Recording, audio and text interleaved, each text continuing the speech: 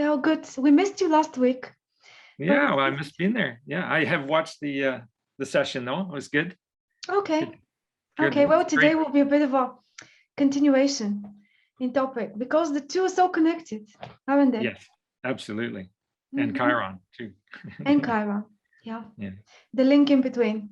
Yeah. Yes. I missed James's workshop on Chiron. I'm so sorry, James. I really wanted to be with you, but it just collided with something. Do you have a recording? James, can you hear me? Do you have a recording of your meeting about Chiron? Oh, yes. Sorry, I haven't got it posted yet. I should have it posted today or tomorrow. Oh, great, great. Will We'll I still be send able you to watch it? Yeah, I'll send you the link and you can share it with your group. That's great. That's great. Yeah, I'm sorry I missed it too. I couldn't make it either. Yeah. Yeah. But I think Lauren was with you, wasn't she? Yeah, Lauren was there. Mm-hmm. Yeah, she said. That's great. Okay. And how is everybody else? Jean-Marc? What's up? I'm good, thank you. I've just finished some big work just to get more work. So I feel good and lazy today. Yes, it's a quite a lazy day, even though well, it's the equinox. Happy equinox. Yeah. Yes, the first day of Libra today. So we're meant to be crossing over from the bottom to the top of the zodiac today. So it's quite symbolic day. I didn't realize it was coinciding with that until this morning. The night force is taking over. Yes, and you have the sun conjunct your moon today. Am I right? Yeah. Yes, you have moon in 0 degrees Libra, which is always very interesting for me. All right, Alexander, good to see you again. Hello, how are you? Second time, great. I'm really happy you joined again. Thank you. Hope you enjoyed this time too. And you, Jason, how are you? I'm good. How's everybody else today? I'm a bit ill, but holding on. Sorry. Yes. I'm recovering my memory. The creature I was referring to was the Sasquatch. Ah. Have you heard that term? No. Yeah. Quite often. Yeah. It's quite common in the Northwest, I think. Yeah. Yeah. Well, I was definitely in Sasquatch country, I'll tell you. There was a sound in the night that was unlike anything I had ever heard in my life. So when I get to Calgary and my sister says, you know, I had this dream last night. I heard this really weird sound. So there's a woman in Ocean, I think her husband, Jean-Luc, in Kauai, and she did lots of research and studying. And first she was doing dolphins, then she did the Sasquatch. So do you know, have you ever heard of her? I haven't. Anyway. No, I'll keep my ear out. Lauren, how are you doing? I'm doing fine. We finally have some good air this week, and that makes all the difference. We had probably 2 months of having to close up all the windows, plus on top of the COVID thing. So it was very oppressive. Yes. And so now it's just fabulous to be able to open our windows. Yeah. Anyway, that's just so many things to be scared of lately. What? Yes. So many things we have to be scared of lately. There are. Yeah. One thing I got yesterday was this. Oh, my great. Book that you recommended, Cycles of Becoming. Yes, did you like it? No. Did you read about Uranus for today? No, I haven't had time. It just came yesterday. Ah, good. You're just about to start exploring it. There is another one I wanted to mention, only about Uranus. I posted a little thing about it. But you know that Jeffrey Wolf Green has a book on Uranus? Have you seen it? Yeah. It's great, by the way. Very interesting. It's called Uranus. What was it? escape from the known or something like that. Yeah, I don't have it because I have it in a Kindle version and not a real one, but it's a very interesting book. So his, I have one of his books. He's good. Yes. I think that one is a bit rare. I mean, I didn't know about it until recently. And Prometheus the Awakener. Yeah, I was about to mention that one as well. I was rereading it this week as well. Yeah, Richard Tarnas, Prometheus the Awakener. We'll mention a bit about this. Good one. But I've been busy doing clients' charts, so it just takes me forever. I take so many hours per chart. It's That's how it it is. takes me a long time. I can hardly, first you get your impressions and then you keep going deeper and deeper, and then I sleep on it, and the next day and the next day, just keeps going until the time that I have a session with them. Yeah, and you're also very thorough, Lauren. I remember you had written down every single aspect. Yeah, I do that. I do that because I don't want to miss anything. And then after I've done that, then I start, okay, what are the big patterns? Yes. What stands out? What stands out? What distinguished repeats itself over and over? Because that's what I see is a life is re-emphasized. Whatever the emphasis of someone's life is, it keeps happening over and over in the chart. Yeah, very good point. We are a little bit like investigators when we deal with the chart. At least I've been very troubled by Gabby Petito in the US, who was murdered. And I went to bed, and about 3 nights later, I just got like a psychic alert and sat up in bed and was told that she was dead. They didn't know it then, and that she had been murdered, and that her boyfriend did it. And that was before they knew. So I looked up her chart, or his chart rather. I got a glimpse of hers, but I looked his up. And I don't usually do that. I don't follow stuff like that. But for some reason, that really troubled me. And the chart just looked blatant in terms of the messages. Could you tell us what you saw that was the blatant indicator for you? That it was his chart. It was his chart. I know. And what did you see in his chart? Do you remember what it was? Yeah. A lot of Scorpio, Pluto, transits of, I can't remember right now without the chart, but the eighth house, I don't remember if his son was there in Scorpio. I can't remember offhand. It's not indelible in my mind, but I remember reading it and feeling that it was just such a tragedy. And you know what I'm talking about, don't you, everybody? Not really. More or less. No, I don't know either. You're talking about do you actually mean the woman? What?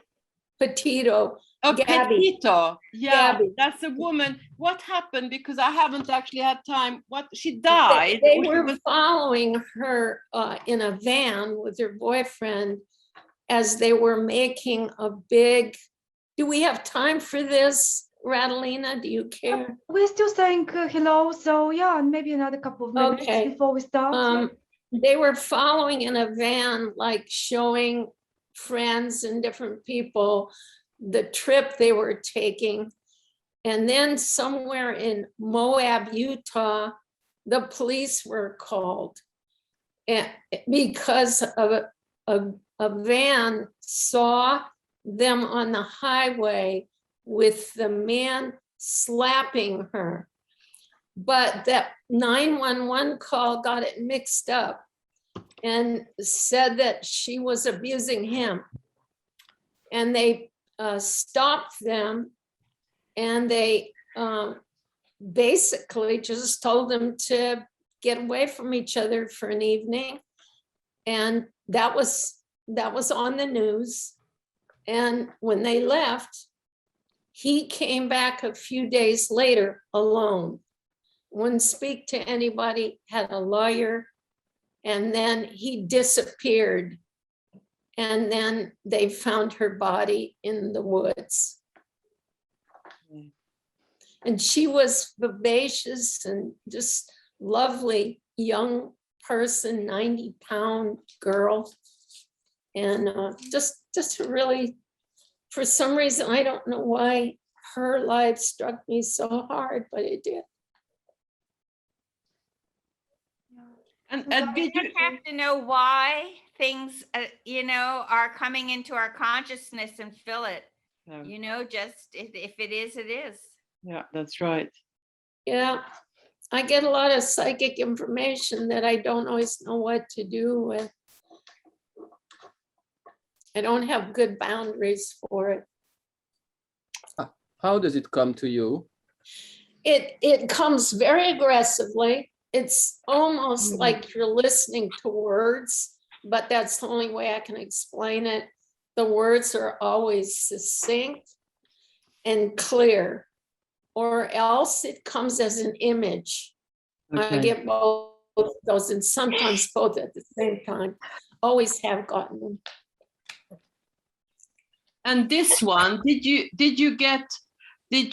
it her who came first or him that came first as a impression or image or? It came when I saw them on the highway that I had a huge impression that they were in danger, that she was in huge danger, who he was, that he was a big hit of who he was, and that they had been warned and there was nothing we could do.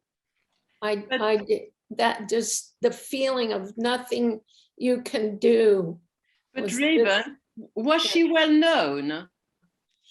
Amongst this group that they were A blogger. communicating with, yeah, they were showing all these places that they were stopping at, what they were eating and things like. So it was a social media thing. Okay. They were filming as they went along. But no, there was nothing about them that was that was known, or they weren't celebrities. They were like reality stars, if you want to put it that way. Yeah, that's right. And how did she die? He murdered her, or they all believe that now. They didn't. It was, the autopsy said it was a homicide. That's all they've given. They haven't said how. They haven't And said I have how. other information, but let's go back to Uranus, but because we don't know that. But it is important to me that you had psychic impressions and that you were struck by the case. You can't, they made it such a, they went on every news, everything, talking about it all the time. In fact, what it did bring up is there have been 700 murders of Native American women. And where was all the publicity for them? Or there was a geologist boy who was 19 who's missing 3 months ago. His father's still looking for him. Where's the media for that? So then there became this big issue, white woman missing white woman syndrome, that if you're white. Yeah, but white women have been murdered a lot too. I mean, I'm not saying arguing, I'm just saying what the media has gone with and has become like a tipping point for all colors, for people who are missing and people who are murdered, and especially at the reservations of the Native American reservations, there have been lots of missing women. Mm-hmm. And they don't get the publicity, and they don't get the media attention. This case got huge media attention because I think there's something underneath it. I don't think it's just one woman, and then I'll leave it at that. I think that there's something bigger in this picture, but that's.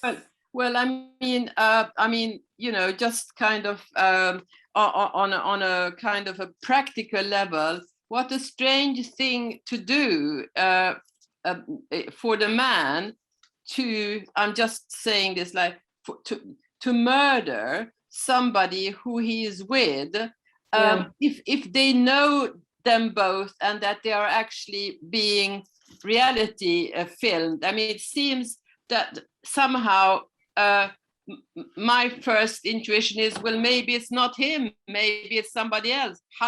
Again, Uranus is kind of unexpected. We don't know. I don't know. I'm just saying that. And to come back to Uranus, I've seen on Twitter, so that there were people who were violent, very harsh against an astrologer who made a tweet before she was found, and she was saying, I think she is dead and she has been strangled. I wouldn't do such a message, but she did that. And she said, because Uranus in Taurus was opposing her Mars, and Uranus rules the throat. So it's rather awkward, possibly, to tweet that, but I don't know. And there were people who were reacting harshly against her. But I didn't know what happened. So sad. Yes, that's sure. Very sad. Well, I think when it comes to astrology, I don't like to, like when I see something where I think there's been a death, even in that person's life, a lot of death, I still am very gentle in bringing it up, because you don't want to, take any kind of art form like we do and then just assume. But the psychic impressions, then still, because I work in the psychic realms too, and I still am very gentle with the impressions. I always am, but you can't ignore them. I sometimes get woken up. I get woken up in the middle of the night with information too. So what can you do? But that's the kind of person you are, Raven. Yeah. Well, I'm careful too, but I believe in this case that it's absolutely true. Well, it all sounded very, very Neptunian when I was listening to all of you, actually. And maybe that would lead us to next week's topic, if you want to continue in that way. As I was looking for some sort of Uranian link, but everything was pointing towards Neptune to me. And I can explain next week why. But especially, you know, this reminds me, I have no idea about that case, but this reminds me of what I see almost weekly here in the UK. They have these papers on the underground, for example, in London, that you can always see some case like this, which is very typical, as you said, Lauren. It's usually very typical and very sad at the same time, but you can't help wonder, why are we being selectively given certain cases, not others, and what's really going on? And this whole publicity is a very Neptunian influence. I think you're right about Neptune, because the one thing I remember is something very Neptunian about her chart. She was either Pisces, or there was some strong Neptunian thing. But also our reaction, our emotional reaction, yours in this case, Raven, is also more outside the realm of Uranus, as what we're looking for with Uranus, I think. And maybe we can start with this. It's some sort of detachment. You know how when you have those flashes, and maybe all of these trans-Saturnian planets and Chiron are capable of some sort of intuitive flashes of information, of intuition.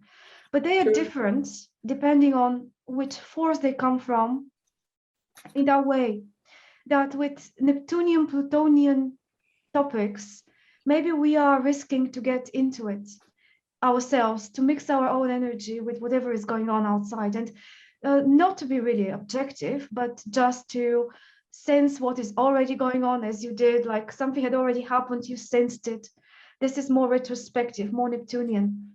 Well, with Uranus, it's more about the future. It's more about the so-called objective truth about a matter. But then when you experience that, maybe you are more detached, almost like you are an observer that is not feeling very much involved in what's going on. And that's the force behind Uranian intuition, as it is able to translate messages without having this attachment to one way or the other, to one opinion or the other, to one feeling or the other. Ideally, I mean, we know that these are much more complicated than that, but I thought this is probably a good way to take it away. What do you think? I agree. No, sorry, go ahead. Yeah. I agree. Yeah, I agree. I find that actually very interesting, the way you put it. Yeah. I had a question because I've seen myself being really detached from death, and I can't really. Yeah, I'm really, really detached, and I wonder maybe it would be Uranus in first house or something like this. I was looking through your charts for today, just very briefly, to see, does anyone have any prominent Uranus, just to maybe use this as an example? And not many of us do, actually. And your chart stands out, Alexander, because you have Uranus in the first house. Was it conjunct another planet? Neptune, actually. Yeah, and the ascendant. Yeah. Yeah. So that's interesting in Capricorn. Right. So it's very, I think Uranus can be very prominent factor when it's in the first house, extremely prominent. And it really becomes part of your personality. At the same time, you're not able to control that force, as it is something external that we need to always remember, maybe, that Uranian flashes, Uranian insight, as strong as it can leave the wrong impression that we are the authors of it. Well, actually, we are the channels of it. And there is a big difference, isn't it? As with all the trans-Saturnian planets, and I guess maybe with others too, but there is this idea of you are more susceptible to being able to catch certain messages, transmit them, interpret them, maybe pass on the message, whatever, but you're not the author of that thing. You're not, like, it doesn't come from you. So this idea of very developed higher mind, let's say higher octave of Mercurius, they sometimes call Uranus, and the insights of knowing something before the fact and before there were even any traces that this is going to be the trend of the future. I have no idea where this is coming from and how some people were able to connect with that and others not, and be very certain in their actions following that. But I think having Uranus in the first house is one of the strongest possible things for this.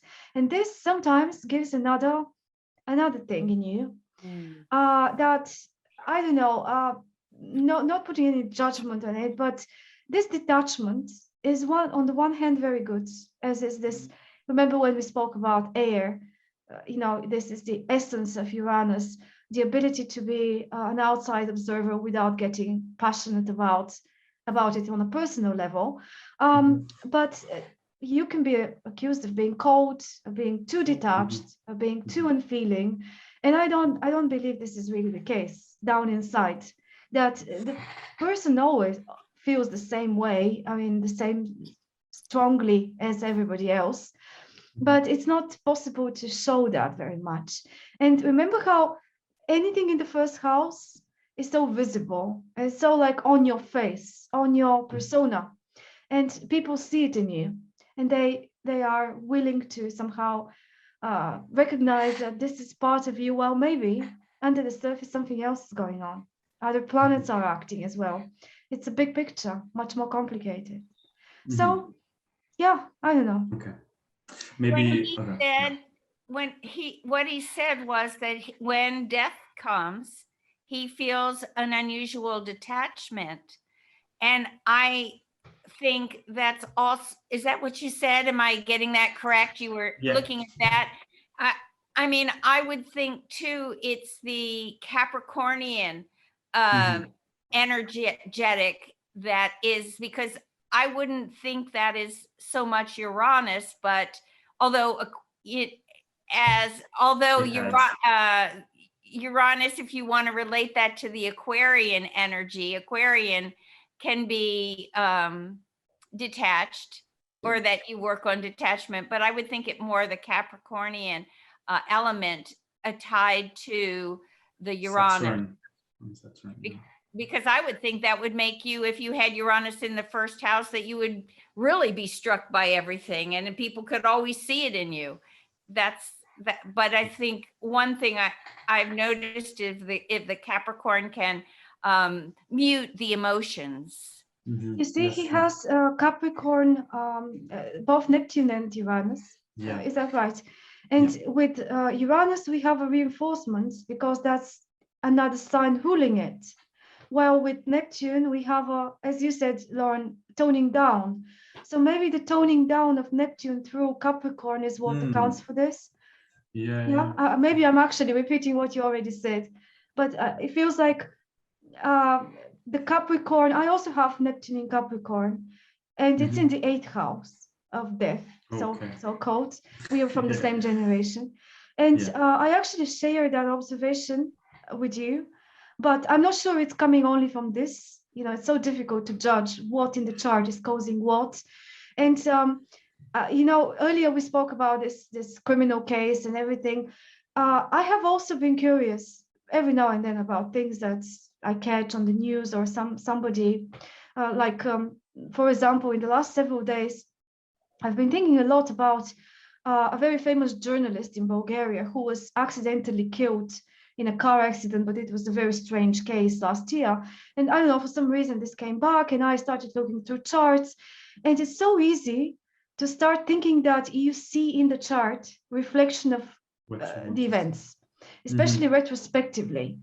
And retrospectively, everything fits perfectly. And it's so easy to recognize, isn't it? But it's another story the other way around. If nothing has yet happened, you know that there is absolutely no way we can know by looking at the chart what is going to transpire from all those energies and the combination. So it's maybe still down to our own Neptunian sensitivity or some other form of watery, compassionate energy that switches on at some moment, and we get hooked into the drama of the situation. But yeah, I guess it's worth reminding ourselves, how are we helping anyone in that way? I mean, if we figure it out, so what? I mean, yes, you've got some patterns there. You can see how the archetypes are acting in action. I mean, doing things in action, and that's very helpful for studying. But I don't know. I'm not sure what to think about trying to guess forward or trying to explain, yeah, definitely this person is a murderer, for example, if they have this and this in their chart. In each one of us, there is a murderer, potentially. Depends what can trigger us, what takes for us to be triggered and for this line to be crossed, and how susceptible we are, which can be seen in the chart. Yes, it can be seen that some people are more susceptible to extreme things than others. And yeah, and then Lauren, you don't know how to warn them, whether to warn them or whether to shut up and not say anything sometimes, isn't it? If it's a client or something like that. Yeah. Well, interesting start of our discussion today. Unexpected, you know, Uranus, expect the unexpected is the motto of Uranus. I have a couple of slides like last time. Let's see them quickly, then we'll come back to general talking, shall we? Okay. Okay, mute myself here. Me too. We're not that many people actually, so I think the microphones are not. You can keep yourself unmuted because you can just start speaking whenever. I just wanted to adjust my windows. Do you guys notice how much better my internet is? Yes. Yeah. Okay, I just wanted to say because I'm very pleased that it's been sorted now. Where are you, Radilina? Are you still in England? Yes, still in England, and I will be here for a while. But meaning that it's where you live that they have upgraded or something. Yes, yes, we had a proper Good. upgrade this time. So it makes a difference. I can already see that nothing is really causing problems during the course. So hopefully it's like that. But I was waiting for this for a long time, and that's why last time it wasn't very good. Great. Okay, anyway. I mean, last time I didn't have keywords for Saturn, but this time I decided let's do a bit of keywords for Uranus just to see a few things. You know, these are different expressions of the energy. Maybe there are more you can think of, but only for a reminder. A few ones of them I wanted to point out to you. For example, deconditioning. I know that's at the top of the second one. Deconditioning from what? Usually from Saturn, isn't it? So they go as a pair. We can pair Uranus with every other planet as we did last week with Saturn, and we can see contrast and things like this, but this is probably the most obvious contrast. And we have spoken before, we have different sessions that you can rewatch about the Uranus-Saturn cycle, for example, and the square that we have this year, which is a totally different thing. But Uranus and Saturn, they come so often as a contrasting pair of the past against the future, tradition against novelty, and many other things in that same line, which I don't want to repeat because you're all very aware of them. But let's see about this conditioning thing. Where we have Uranus in the birth chart, and ideally we have to start from there, even though today we're speaking about transits and the cycle of Uranus and those Uranian moments that we all experience in our lives. The older we get, the more of them we would have the chance to go through, because Uranus has this long 84-year cycle, which nowadays is probably the closest that we have to our standard duration of a human life. It's no longer Saturn of 60 years, 2 times 30, because it's so much more usual nowadays, isn't it, to get over 60 and up to 84 and more. So we have the potentiality of getting through all the phases of Uranus and to see how, how we need to change, decondition, get out of the known, get out of our comfort zone. We would be urged in each one of those steps to make some sort of change of direction. And it's all about whether we embrace it or not with Uranus. As if we do, and we follow the call, most likely there will be a chance for a breakthrough of some sort, of limiting conditions, of patterns which are no longer healthy, and we need to work on stepping away from them in one way or another. But most of the time, people resist it.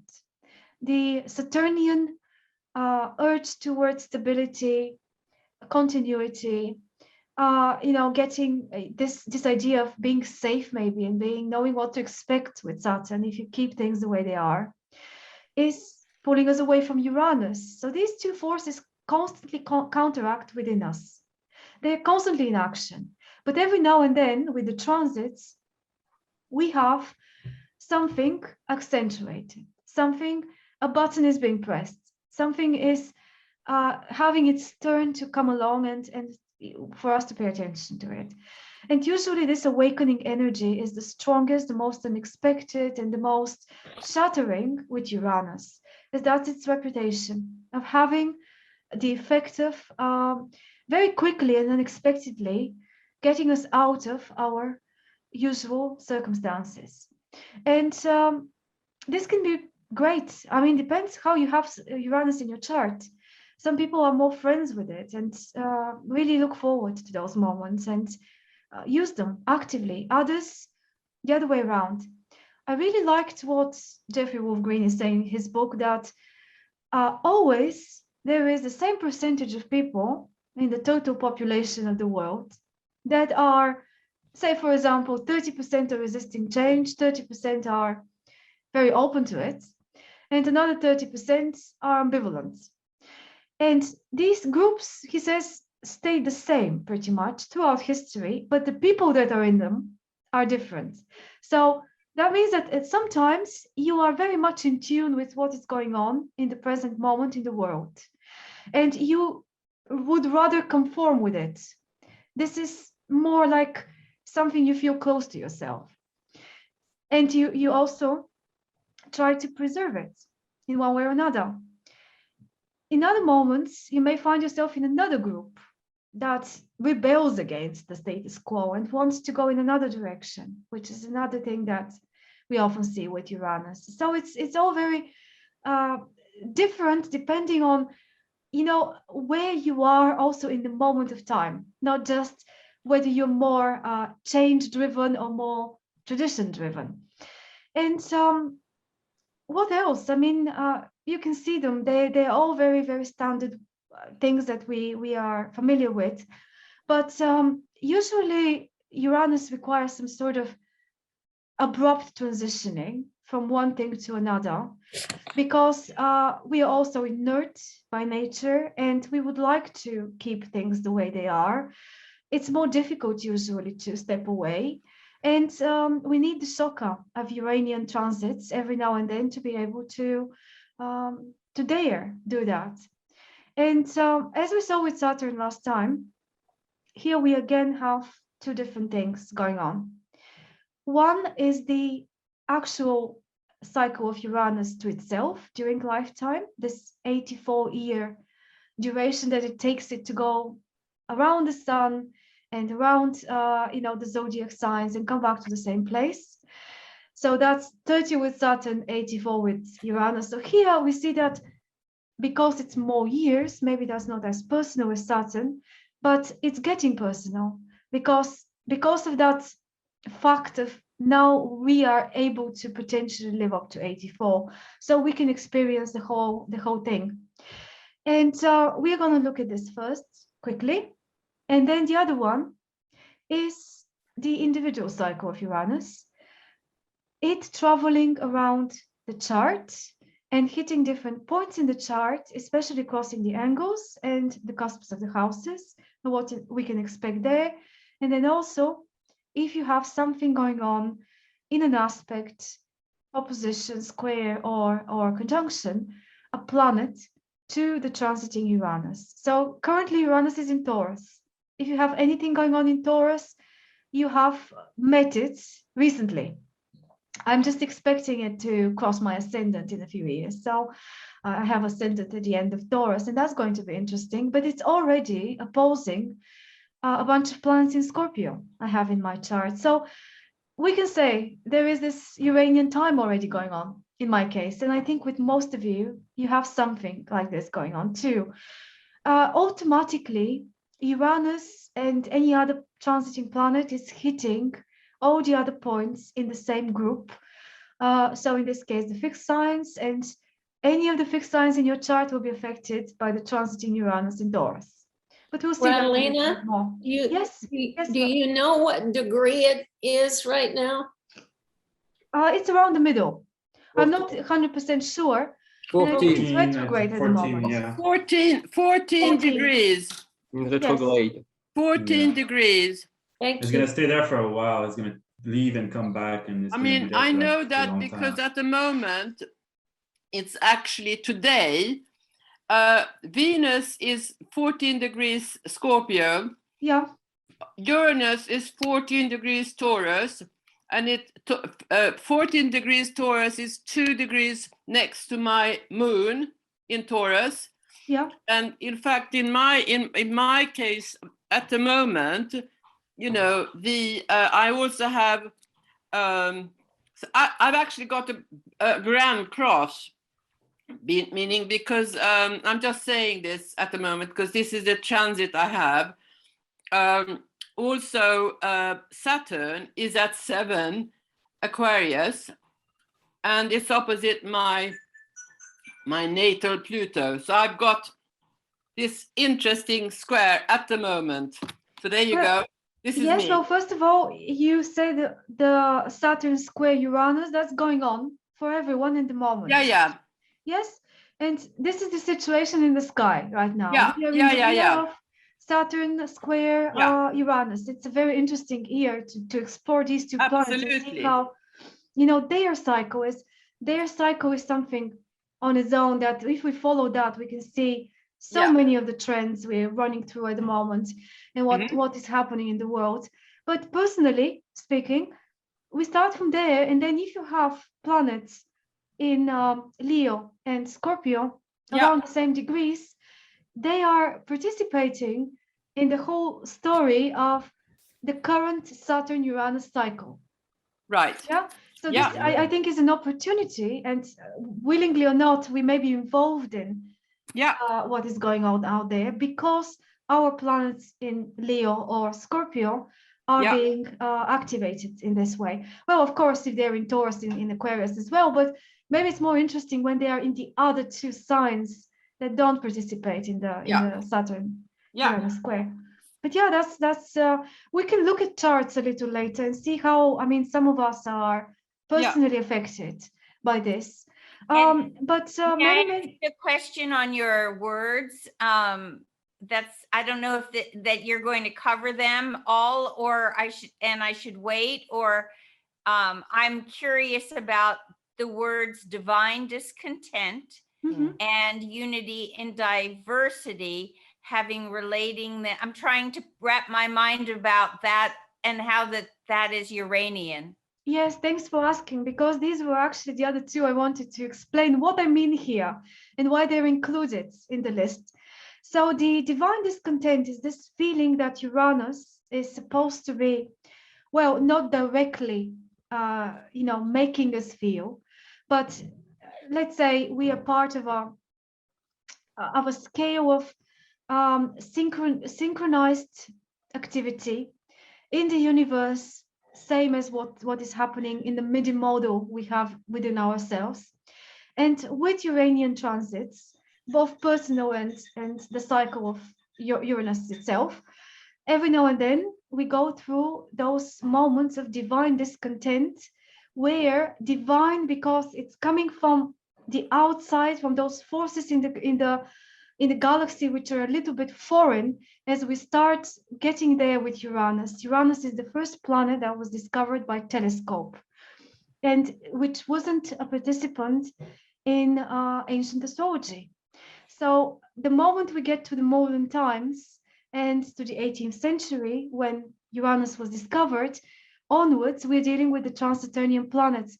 Uranus is the first odd bird, the first one that was discovered, and we completely started reimagining astrology from that moment. I guess that's not finished, but like it stands for breakthrough, it was a breakthrough. And maybe we can say that the messages we get through Uranus is some sort of divine messages, let's put it that way, whatever that's supposed to mean. And the discontent is this restlessness that usually surrounds the feeling of Uranus transit, especially when it crosses your ascendant or it's touching your sun, something like that, where you feel the urge to change something. Depends what planet is affected.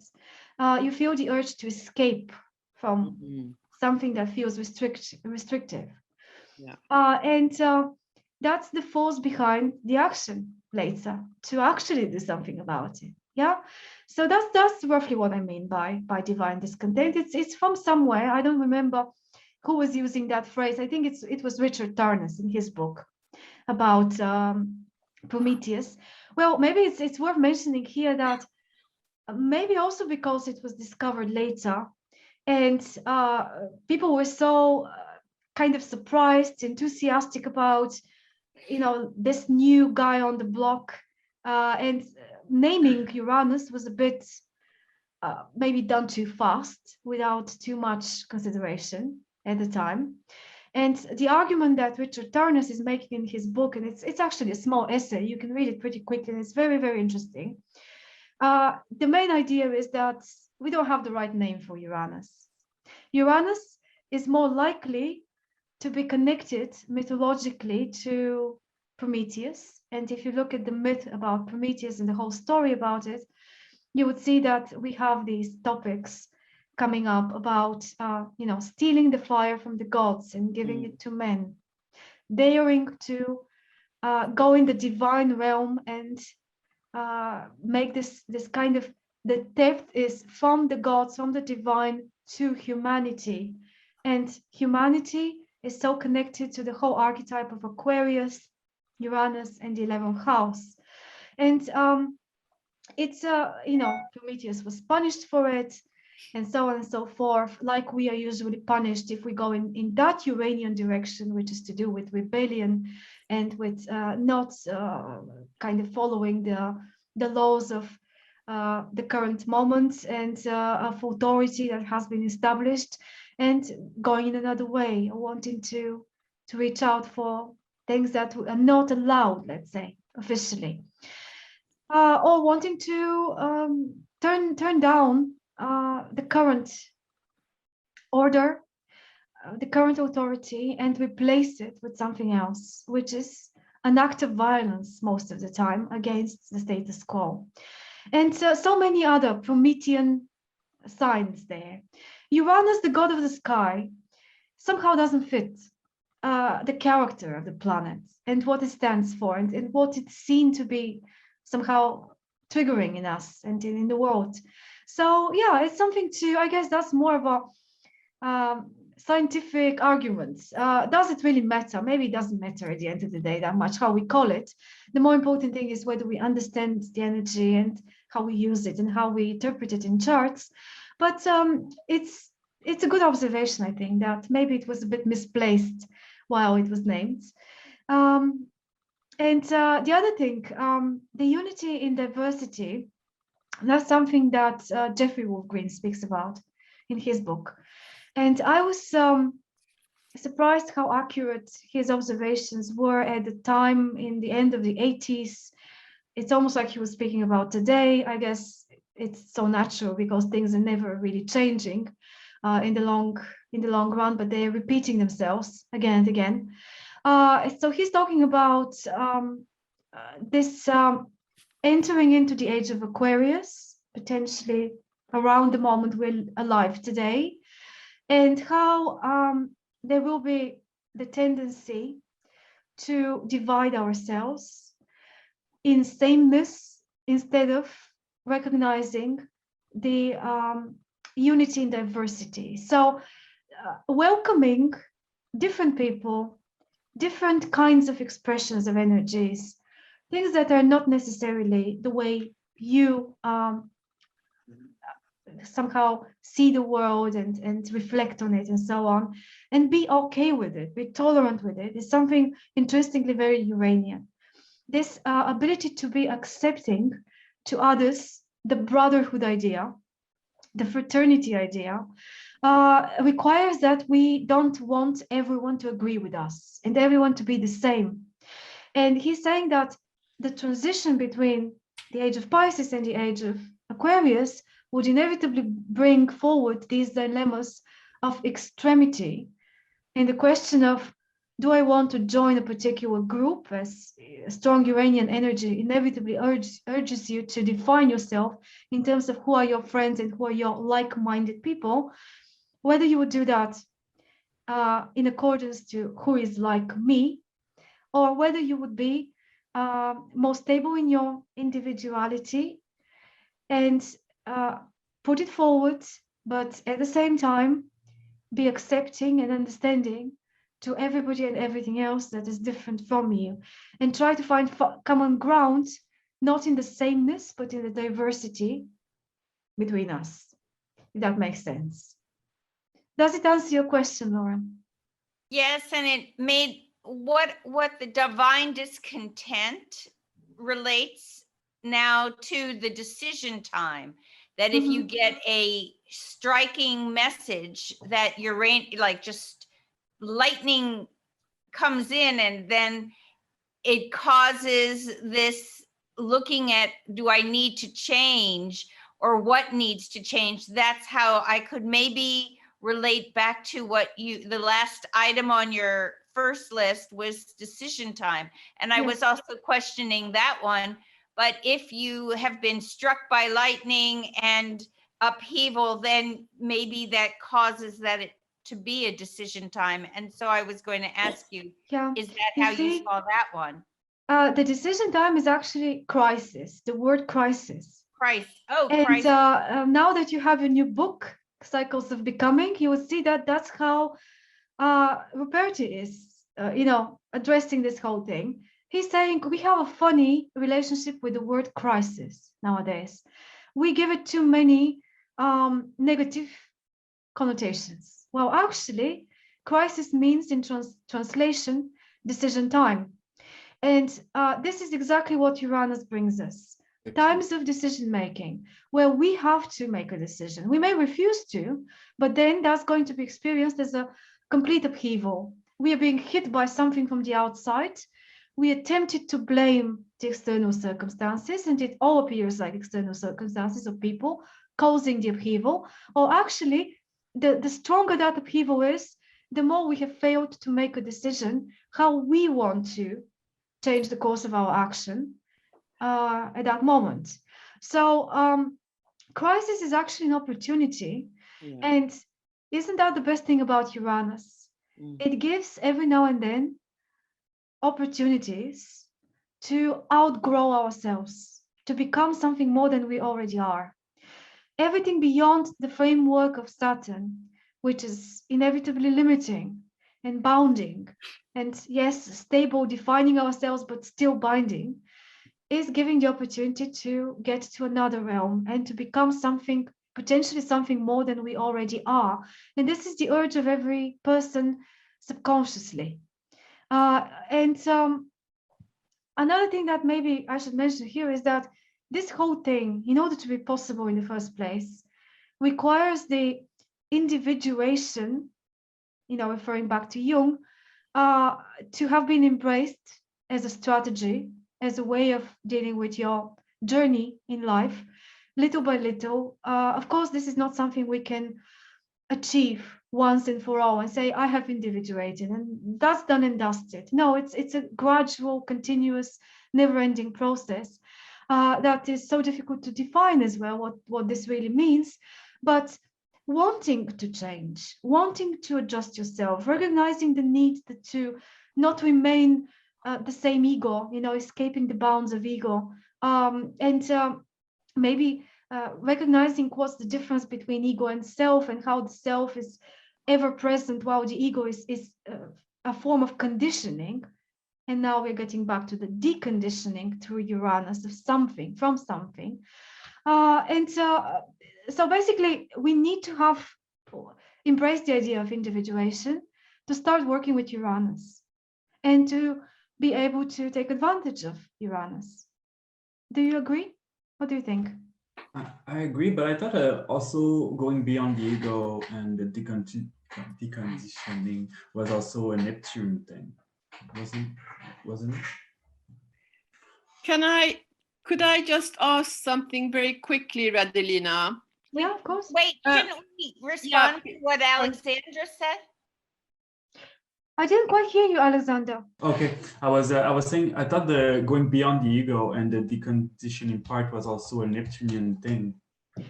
Yes, but maybe we should say that they are all in a group.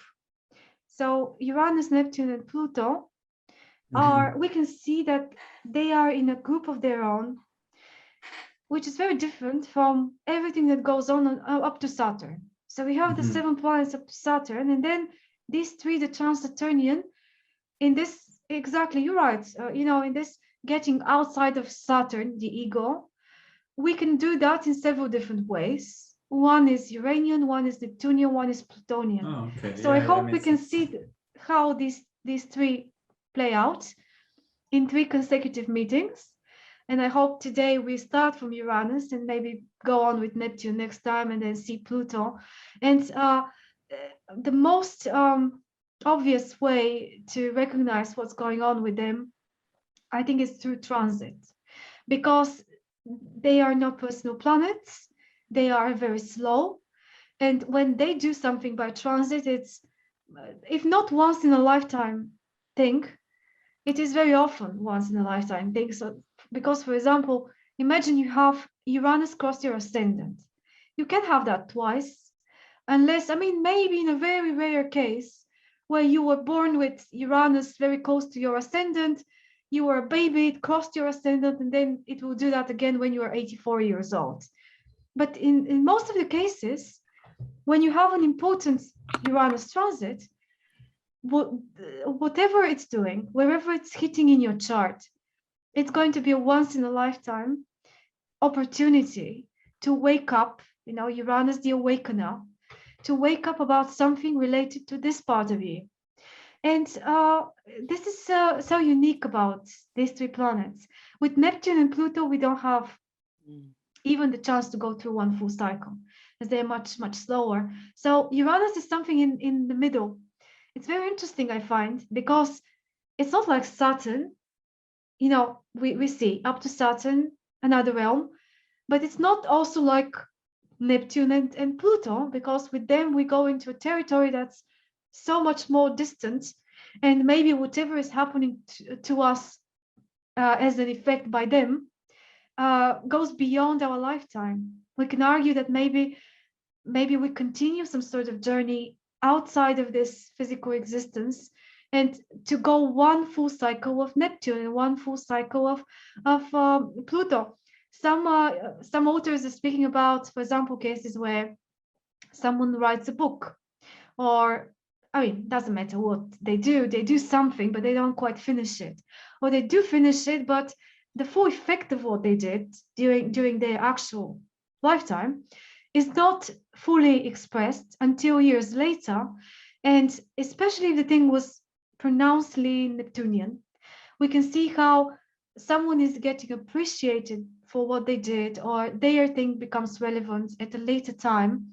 And if we check the transit to their chart, them already being dead, but we check the transit of Neptune, for example, we can see that it is actually hitting something which coincides with, say, the republishing of a book of someone that is long dead, but now this becomes very relevant. So, I mean, I hope the example makes sense, but we can think of other situations like this as well.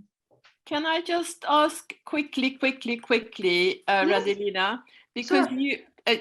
because you did going back to divine discontent, and also you mentioned Richard Tarnas, and you mentioned that we can read about this somewhere. Where does Richard Tarnas write about this? So back in I think in the 80s, he wrote an essay called Prometheus the Awakener. You can look it up. And then later, that was because it was kind of published in different articles in different places. And then eventually he decided to put it all in a book. It's a small book. And maybe it's out of print. I'm not sure. I found it in Watkins secondhand some time ago, but maybe there is still a chance to find it. Okay. If not, I would be happy to lend it to you. Thank you. I'll have a look around. No, I have a look around. That's really good. Now I know where to start to look. Thank you, But you see, I think others picked up from him. And I think the book by Liz Green. Show us a book title that had that as its title, Prometheus the Awakener, Dwayne? Yeah, Dwayne is showing us that book. Yeah. That's great. Was that Richard Tarnas, or was that somebody else? It's Richard Tarnas. Yeah, he's. Okay. All right. Thank you. Thank you. As far as I know, it's only one. Radelina? Yeah. When Uranus makes the full circle, what would be the orb from the transiting Uranus to the natal Uranus? When you say orb, do you mean in what orb we consider the aspects to be valid? Is that your question? Yeah. Mm-hmm. This is, a bit personal choice by the astrologer most of the time. But I can tell you what I do. Even though many people say these planets are slow, they take a long time to come into effect. Even though the crises that Uranus triggers are usually sudden and usually have this lightning effect, they actually not that sudden if we think about it. There have been signs that something like could happen. We feel it in the air because Uranus stays in one sign for about 7-8 years. And by transit also, it takes some time when we have a Uranus transit, to feel it, then to experience it, and then to deal with the consequences of it. And this whole thing is maybe the orb of the transit. So let's say Uranus is conjunct your sun, for example. Even though some people say that because it's slow, we should make a smaller orb, maybe 4 degrees, 5 degrees, something like that. I don't quite agree with that. I think, in my experience so far, not very big experience, but I think that we should allow a bit more. Yeah. Because 10 degrees, I mean, I don't go more than 10 degrees, but 10 degrees is what I would look at. So if your sun is in, I don't know where your sun is, but I'm just making it up. So if your sun is in 3 degrees Sagittarius and Uranus is somewhere around the middle of Scorpio already, it is approaching, and it is really, really approaching. So the moment it's beyond the 20th degree of Scorpio, it will already be hitting on your sun. Of course, it will be exact when it's exact. But I had in 2-3 years ago, I had the moment, the day, the month when Pluto, for the first time, entered its square to my sun. So Pluto in Capricorn, my sun is in the 1st degree of Scorpio, so very, very 1st degree. But from the 20th degree of Capricorn onwards, it is 10 degrees from my sun, right? So I can tell you, maybe I'm making it up, but I actually checked afterwards what is going on. What is this feeling about, and what is this change about? And I recognized that this was the moment when Pluto, for the first time, entered into 10-degree orb. And you know, Pluto is the slowest of them. So we shouldn't expect, you know, this to be felt so early. But I think it is. I think we should count it from 10. But I think my Uranus has made a full circle. Yes, you are so lucky, aren't you? I didn't realize that. It's amazing. Yes, when I was looking at your chart, that's so you're already 84, or you would be? How was it? I'm 80. I'm almost 81, but when I look Oh. at my chart, it's within 9 degrees of my original Uranus. Ah, okay. Sorry, I thought it was closer. So you know, because it's not very fast, Uranus, it still will take another few years to come exact. Exact, yes. So you're not really, the return hasn't happened yet, but maybe we can say you're in this balsamic phase before the return has happened. Okay, that's why I was asking about the orb. Yeah. I think it is in orb already. Exact then. Yeah. Yeah. So am I right then, Radilina, again, regarding orb, when I said earlier that at the moment Uranus is at 14 Taurus, yeah, and my moon is at 18 Taurus. Very close. So that's 4 degrees. Yes. So just wanted to say that, you know, I've been feeling this coming, and I keep feeling it coming in all kinds of little ways in my life. I'm sure that, in little events, little thoughts, because like you say, it's not something that, you know, it takes time. Like, you know, a change doesn't, I mean, even though Uranus is very quick, even so, change is gradual, isn't it? And so that's really helpful. Thank you. So that makes sense. I remember you shared with us in one of the last meetings that what happened to your car, what happened to your flat, and because this is so, you know, it's not just about the car, you know, as far as I understood, this is something you had for years and years and years, and there is this element of attachment, emotional attachment. And what could be more lunar than that? You're having Uranus opposite the moon at the moment. Yeah. So those things are disturbances. Yes. Disturbances to the quietness, to the comfort, to the security of the moon. Yes. Perfect example of what is going on. And it's tricky because if I think you already were on the way planning changes in your life. You're already trying to change residence, to change, the home situation. So you're already cooperating with Uranus. Yes, I'm before the trying. transit. I'm trying. So, I mean, hopefully that would mean that it's not going to be as disturbing at the end because you're already on the same track, but it will be inevitably, as it is forcing us always to get away from the known, get away from the comfortable. And maybe that's the most extreme with the moon. Yeah. I mean, the thing with me is that I do have, I think, a fairly good relationship with Uranus because my sun is exactly sextile Uranus. So, it's kind of, I'm comfortable with sudden things on another level, even though my moon is this Taurus moon, if I can put it that way. Such a contrast in your case. It's complete contrast. Yeah, I don't know, but that's interesting. Yeah. The moon hates change, while the sun is very open to it. Yeah. We always need to go back to the chart. As if we don't know what's going on in your chart in the first place, we would have a very, very little idea. I mean, very vague idea how the transit is going to. Yeah, and it's on top of that, it's a sun in Aries. So so it's an interesting contrast. Yes, that's right. There you go. Yeah. I have a question as well.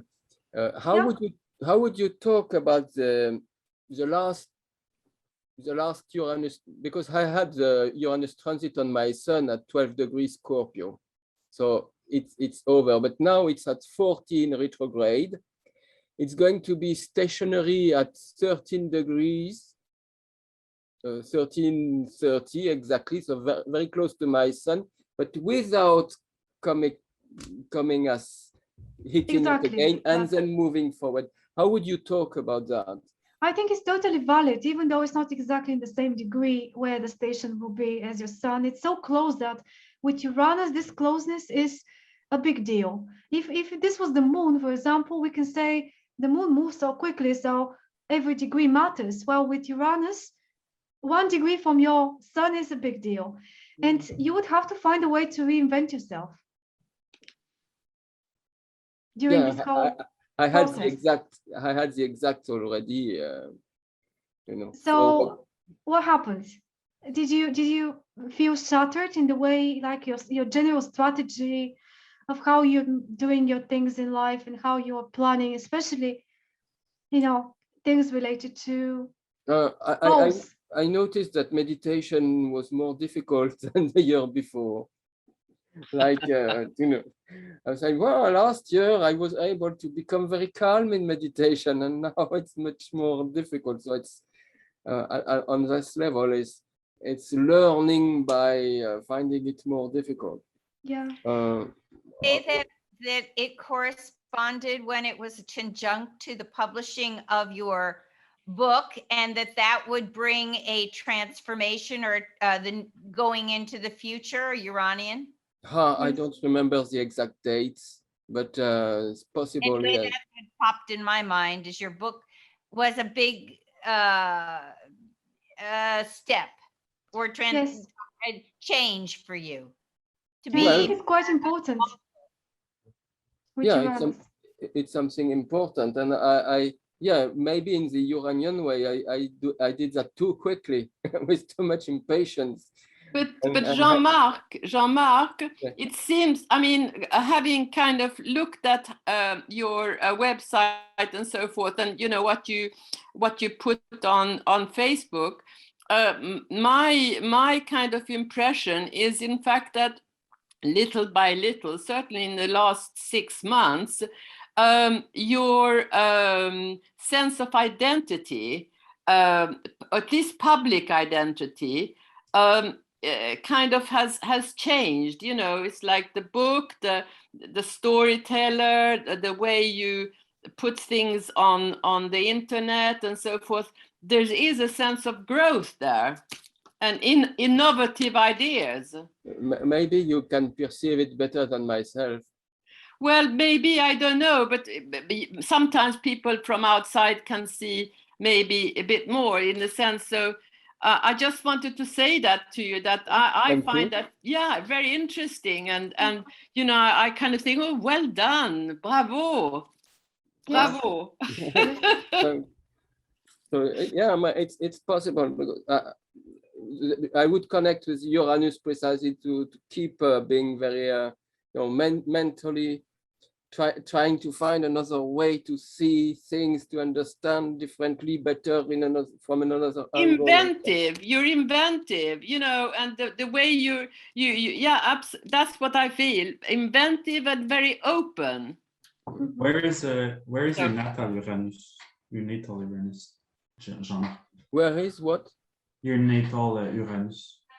My natal Uranus is at 0 degree Virgo. In the second house. I would say the third, very close to the cusp of the third. Okay.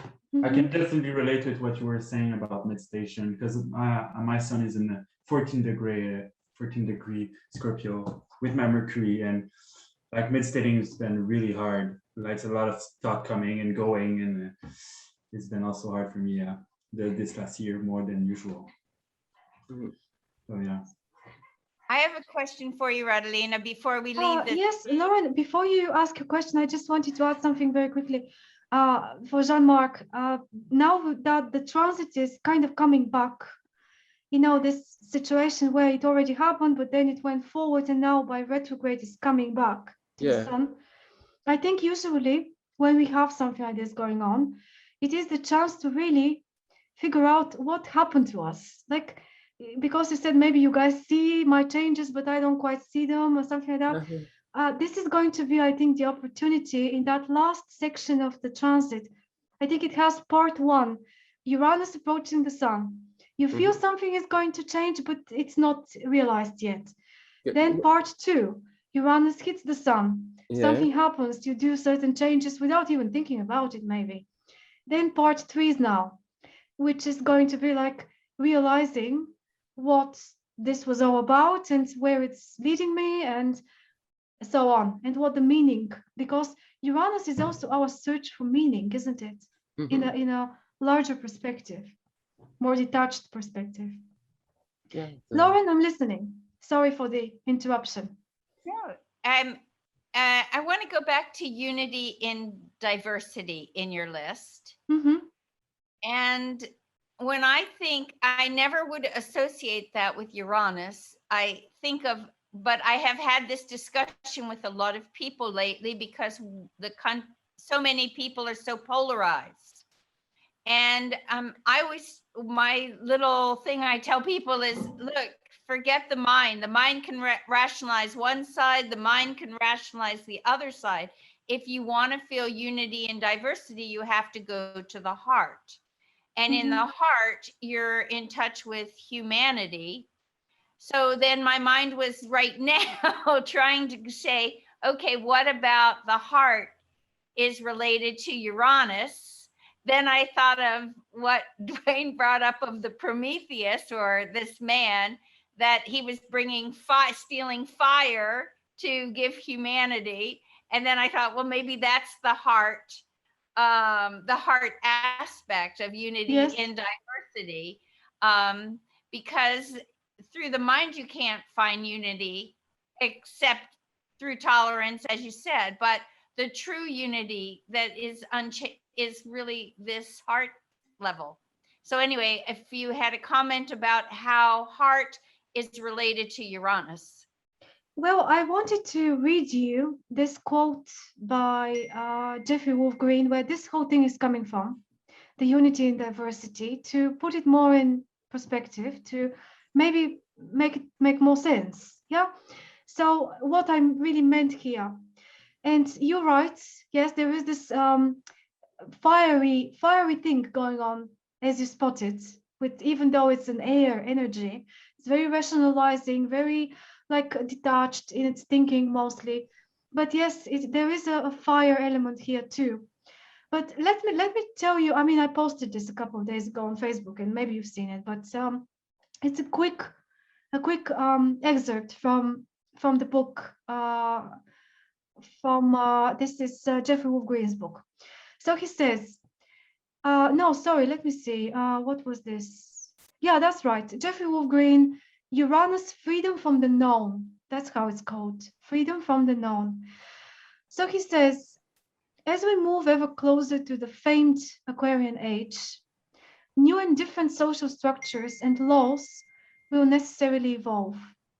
The danger of the era that we all currently share lies in extremism and in sectarian moral and religious philosophies that attempt to control, dominate, or suppress ideas or views that are different from the extremists' agenda. The Iranian liberation of our times, collectively speaking, will involve the enlightened awareness that reflects the principle of unity in diversity, not the unity in sameness. As the age of Pisces mutates into the age of Aquarius, an opportunity exists to break free and liberate from history repeating itself. The human species is on the verge once again of radically altering its existence. We are all in the midst of another accelerated technological and scientific revolution that will ultimately impact on every aspect of individual and collective life. This impact will be ever more intense than the last industrial revolution. And this is it. So that was written in 1986. That's in the book, is it? Yes, yes. And are you saying, I never get the first name of Green. What are you saying? Sorry? Jeffrey Wolf Green. Jeffrey Wolf Green. Yeah, or you can just search for Jeff Green and it will come up. Definitely, yeah. Okay, thank you. Evolutionary astrology. Well, I know this is a bit, yeah, philosophical here, but that's a good contrast, isn't it? So I think the idea is getting stuck. Remember, we live in a very Neptunian time right now, because Neptune is in Pisces. Such a big part of the overall feeling about the times, and this tendency towards extremism, and the age of Pisces meeting the age of Aquarius, the transition period, and how we need to deal with this idea of dividing ourselves in groups, and how we do that. Whether we do it because we want to only surround ourselves with things and people that are like us and think like us and things like that, or whether we would embrace the Uranian ideal of not just simply being tolerant to others, but this real acceptance. You're not bothered by the difference of others. Yeah, and I think that's the difference. Could I just come in, please? Yeah, of course, anytime. I mean, yeah, because I'd like to come back to what the idea of how does heart relate to Uranus? Yeah. And I don't know whether this can make sense. I think about it in terms of more than personal love, beyond ego love, yeah, and transpersonal love. And coming back to like the goddesses of like the love of Kuan Yin or the love of Green Tara.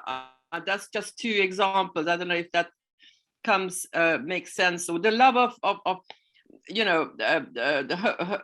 Mary, the mother of Jesus, meaning it's compassion, equanimity, which is well beyond the personal ego.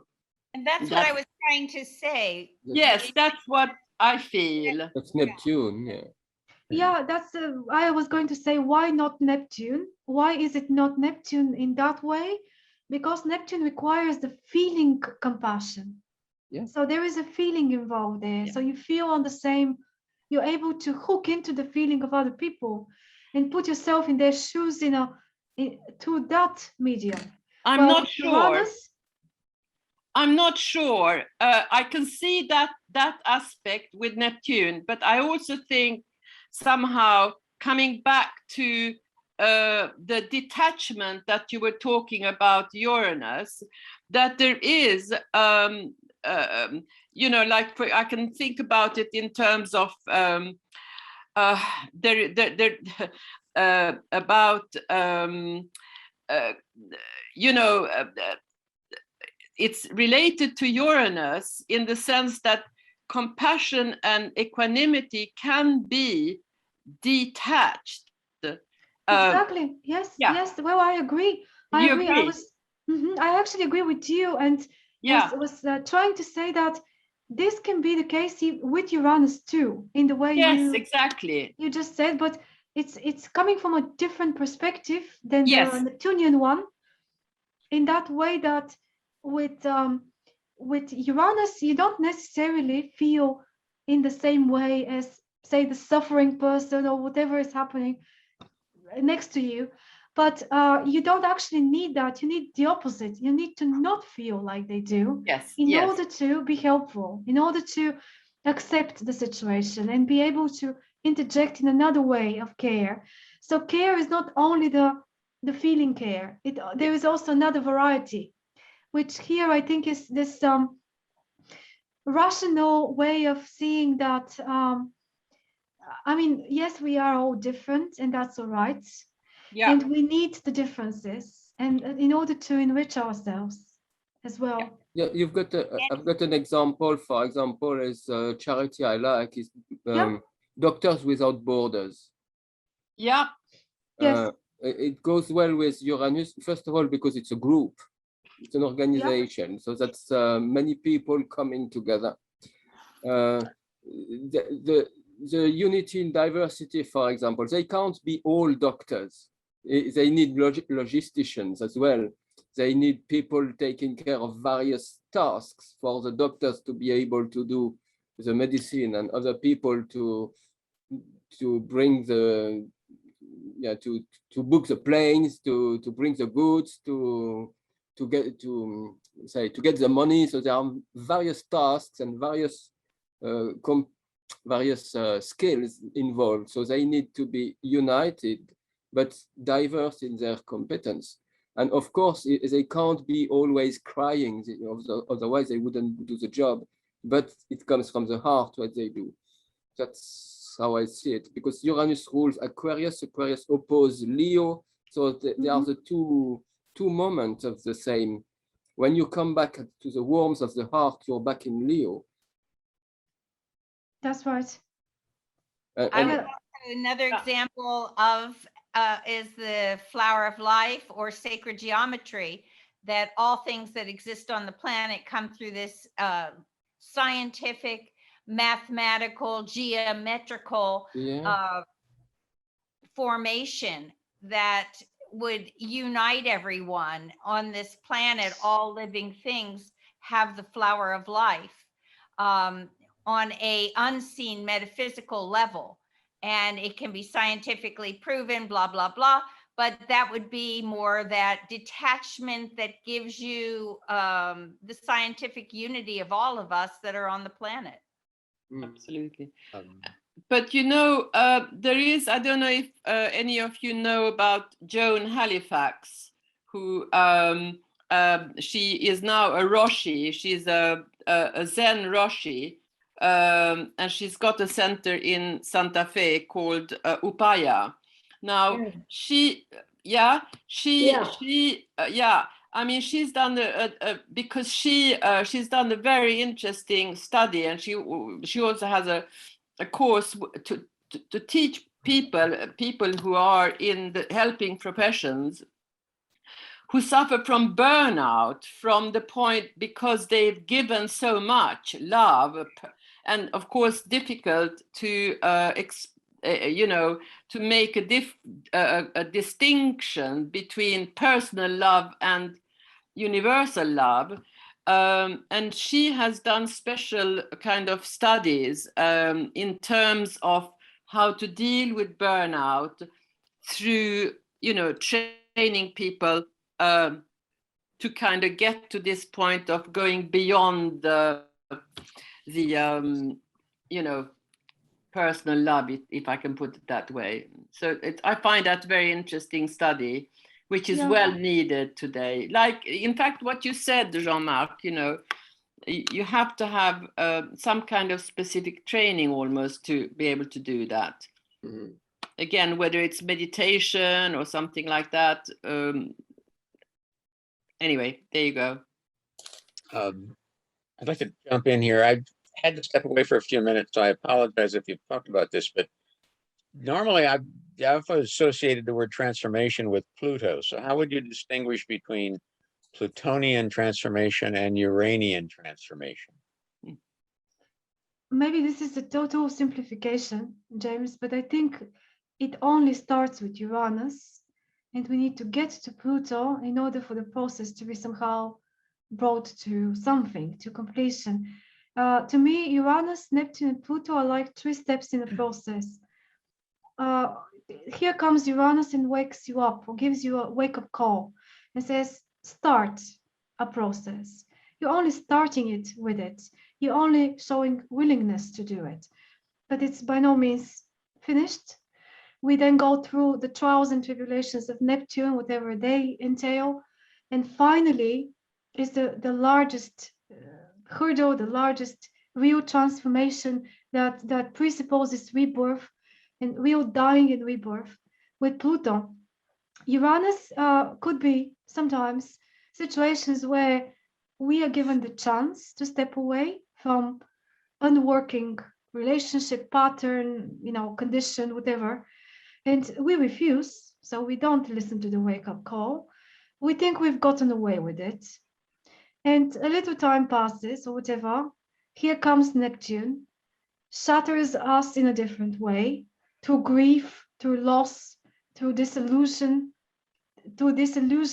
to many different things starting to fall apart. It all stems from the fact that we never listened to Uranus in the first place. Then we deal with Neptune, and finally Pluto really is like the last nail in the coffin, if I can say so, in those situations when the whole process of the trans-Saturnian planets has been rejected.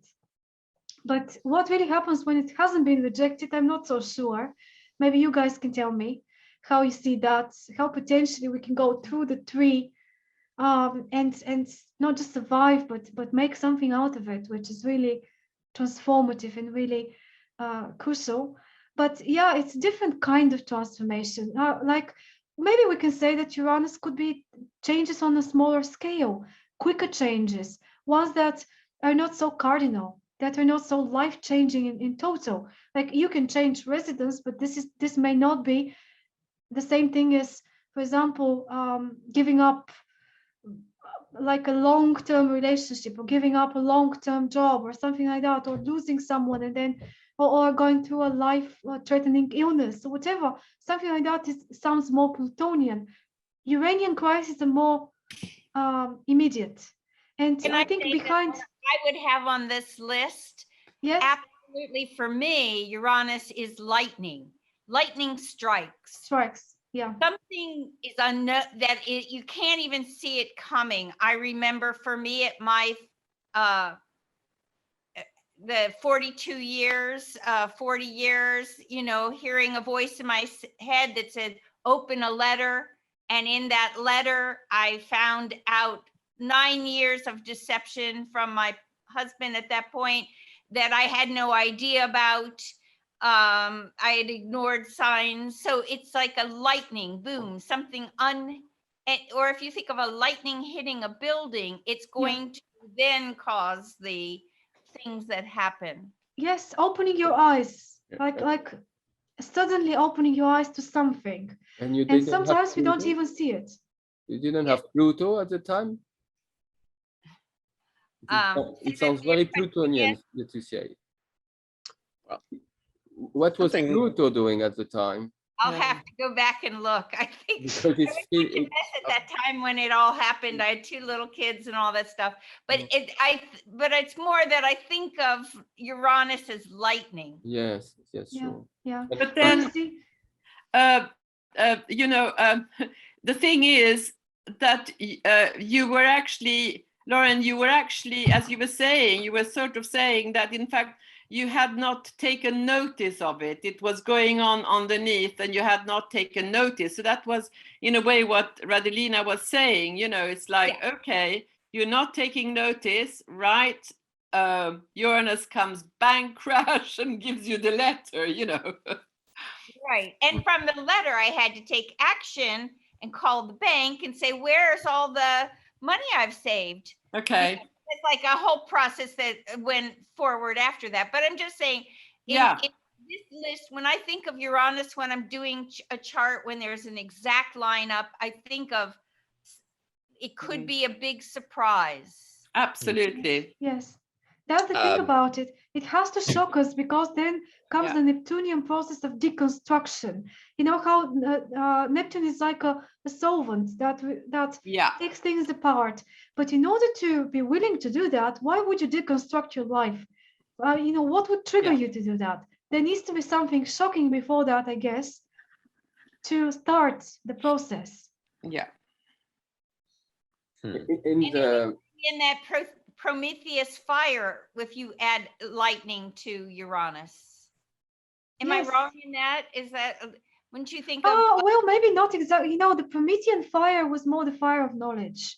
So here we're touching on another aspect of Uranus and Aquarius, of this insight, intellectual insight, which is mostly typical for this energy as well, that this connection to knowing better or grasping information that is not universally that easy for other people maybe to grasp.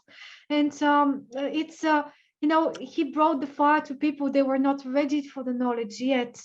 They didn't know how to use it properly, but they, at the same time, that was potentially what would put them on the same level as the gods one day. Okay. As that's what the gods were using to keep themselves away from, you know, the unconscious populace underneath. I was thinking of the lightning then as more related to the start of a process, right? When yes, that's true. That's true. Transformation. But also enlightenment, is where we then went to, which is the, you know, Uranus was discovered at the age of enlightenment in history. Isn't that interesting? So the whole century when Uranus was discovered, the two revolutions in the States and in France, many other, the Industrial Revolution. So these are all very like progressive tendencies, we can argue, or whatever, but the Age of Enlightenment is the most typical comparison. What was the year that Uranus was discovered? 1781. At the end of the say, well, it's very close to the revolutions in the same decade, basically. I'm looking at your keywords, and one of the things that I always do is when I'm looking at any planet or point, I'm looking back to the mythology of that, such as, you know, what is the mythology of Uranus? And then trying to reconcile some of these keywords with the mythology of Uranus. And as I recall, there was quite a bit of controversy at the time after Uranus was discovered in terms of what to call this planet. Yeah, you know, we spoke about this earlier, about the Prometheus, the Awakener. Yeah, well, Prometheus doesn't fit. Why? Well, okay, what happened? What was Uranus? Well, Prometheus might actually fit better than Uranus. Let me put it that way. Who fits better than Prometheus? Because, you know, if you look at the mythology of Uranus, there wasn't anything revolutionary about him. Exactly. The revolution came when his children deposed him. He was betrayed by his wife and children. So there's the element of betrayal that I think should probably be considered as part of Uranian. If we're going to use Uranus, it would be one of the keywords of Uranus would be a matter of betrayal. And Lauren, in your case, that's what you discovered. Yeah. But something else that came to me, you said 9 years? Yeah, 8. Yeah. 8 to 9 years. Well, that's a Jupiter third quarter square. So take a look at Jupiter while you're at it. Okay. Because the third quarter square is like the crisis of consciousness and awareness. It's like, I got to do something about whatever. So Uranus was the son of Gaia, but also Gaia's husband. So there's the element of the Oedipus complex, the matter of incest, the betrayal. You could even throw in infanticide, because what did Uranus do? He ate all of his children because he was afraid one of them might actually depose him from his throne, take his throne away from him. Sounds more And it was only Saturnian. when Gaia Yeah, I was going hid to say, Saturn and gave him a rock instead, and he didn't have much for taste buds, so he couldn't tell the difference, I guess, between one of his children and a rock. But that she was able to save Saturn, and then Saturn ultimately overthrew him. And what did Saturn do? Saturn cut off his parts, threw him in the ocean, from whence came Venus Venus. Aphrodite. Mhm. Botticelli's famous painting Venus on the half shell. So there's some other aspects to Saturn or to Uranus that we haven't really talked about.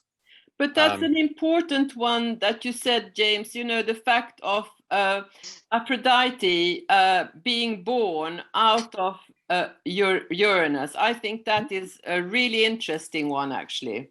Yeah, there's a whole lot of, and then the other thing too that I noticed that's interesting about Uranus is the astronomy of Uranus. Mhm. Recently, Well, I mean, yes, I agree, but maybe we are a little bit. Yeah, go ahead, James. well, Explain what you have in mind. if you look at the astronomy of Uranus, actually goes along with this idea of being the rebel, in some ways the malcontent, the individuation, because Uranus literally is rolling around the sun. Its north-south poles are basically at 90 degrees to ours. Mhm. So it's like it's rolling around the sun rather than spinning around the sun like a top. And then, several years ago, they discovered that Uranus also has a ring structure, much like his son Saturn. So not as clear and definitive. Yes. So I mean, there's some of this other stuff plays in, and it's just like, okay, these things all play into, I think, the understanding of it. I do like your description about the transformation process from Uranus to Neptune to Pluto. I had not thought about it that way. That's not my idea. I mean, Dane Woodyer speaks a lot about this. If you're ever interested to explore what this really, is about. But I've always thought of this way, as 3 steps of a process, and it kind of makes sense also considering the order in which they were discovered.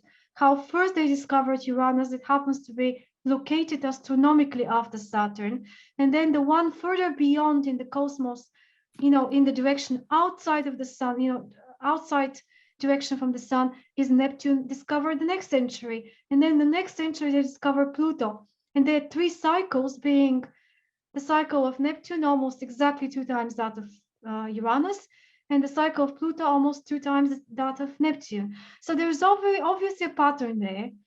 And this funny correlation with what's going on in the world in those periods of time gives us the greatest clues about what these planets really are supposed to. Maybe we're still figuring it out. We still don't know, as they are quite new. They haven't been explored and observed for centuries and centuries as the rest of the planets up to Saturn.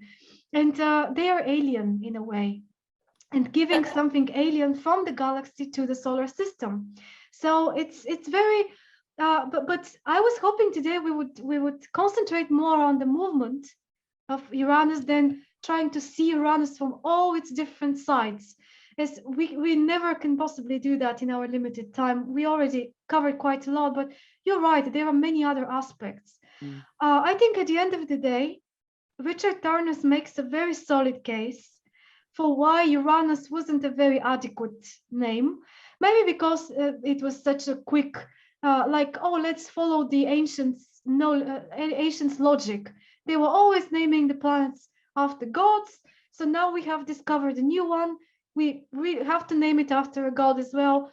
Who do we name it after? Well, it's the father of Saturn because it's after Saturn. Well, later they started figuring out that maybe it doesn't really fit completely, but let's not be too, too pedantic about this, because at the end of the day, is it not about the myth to help us realize what this means rather than the other way around? And Prometheus is very, very Uranian in its expression. Maybe there is some other hero or something like that that can also give another aspect of Uranus. Random silly fact that I've always loved is that right at the very beginning, when it was first discovered, Uranus was called George. Mhm. Yes. Because that was the guy that was. Yeah, but the French weren't happy about it. I love it because in one of the astrology classes, there was always a thing of, do you call it Uranus? Do you call it Uranus? You have the fits of childish giggles. And so we decided for the entire astrology class, it would be called George, which was fun until my teacher went on to her next class and carried on calling it George and confused the hell out of everyone. Yes, yes. So I did maybe you actually should go- explain. I was going to say, Darlene, I did actually take a quick look at my Uranian timeline in terms of as it's going around my chart, connecting with my planets, making the first quarter square, the opposition, and so on. So Maybe hold on with this for 1 second, James, because next slide it's got the dates and the different ages. You can tell us the example then. I just wanted to suggest a very quick break before we move on to that. Do you want to do that quickly? 5 minutes? About to take a break myself and just hope that I wouldn't miss too much. Okay, 5 minutes, we're back, and James, you're going to tell us what you remember your thoughts. Yeah. Oh, Okay. I got it No. listed. Guys, I gotta go to work, so I have to say Oh, bye. okay. Yeah, I'll No, watch you the can rest. rewatch. You get the recording, so you will be able to see the second part. Thank you very much. Have a good day, guys. Thank you, Alexander. See you, Alex. See you later. Thanks. Now, Thank hey, you. work is a 4-letter word, you know. I work evening shift and I'm in Canada, right? So Yeah. yeah. All right. I am too, my friend. I hear you. Yeah, right. Many Canadians, Go in the play. group. Think of it as play. That's another 4-letter word. What I do actually take care of older people, and I could say sometimes it's almost like playing with them. It's just so fun. They're just so cool. Yeah. One of my regrets is that I didn't, when I was younger, was I didn't spend more time talking with my parents and grandparents and finding out more about their life stories. What they went through, yeah, that's really interesting. Yeah. There's a lot of wisdom. They have a lot of wisdom. Yeah, and it's one of those things, you pick up later in life. Well, have a good day. Have a good day, James. You can talk to other old people though and find they're interesting too. Yeah, there we go. Well, yeah, I've gotten into genealogy. I get into it. Well, not quite 50 years ago, I guess, but didn't really get into it too hot and heavy. Did some when I was working in Washington, D.C., and I had access to the National Archives and such. And more recently, got into it again. Thank you for the computers and all this information online. But that can also take you down some rabbit holes and off on some weird tunnels that don't have anything to do with you. But I've been trying to do it too, but it's too technical for me. I have a lot of trouble with knowing how to do stuff on the computer and get the results and stuff. Do you have, this is a personal question and you don't need to answer if you don't feel like it. Do you have children? Do I have what? Children? Children? Yeah. I had children. Okay. But I can't really talk about that because they're either died or are missing. I'm sorry to hear that. The reason I was asking was just about writing your story. Just write about your life. Oh, and I think that's probably something that. Why would you suggest that? Does something about me make you think I could do that? No, it's just it's something that we can leave to the next generation, whether, you know, there are no telling who might find something of interest in our life stories. With so much Uranus in my chart, mine will probably be found after I'm dead, like Radalina says. My book, if I were to write it. Well, yeah, no, if you write it, you can always donate it to a library, and they will keep it in their archives, and it may prove of significant value to someone along the way. It should be hit by lightning if I write it. We are living in the technological age. You're going to write it and it's going to remain as a file. You don't need to donate it to a library or something. Okay.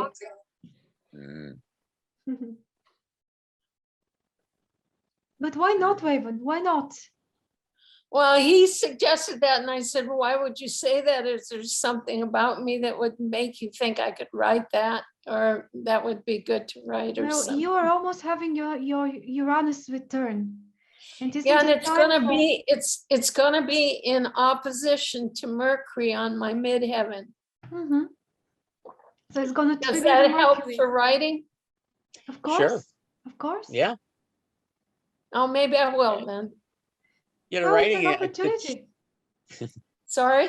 I'm one of those do as I say, not as I do kind of people, because I talk about that too, but and there's a lot of things I'd like to write about, but I never get around to doing it. So. Well, I've thought yeah. about it a lot.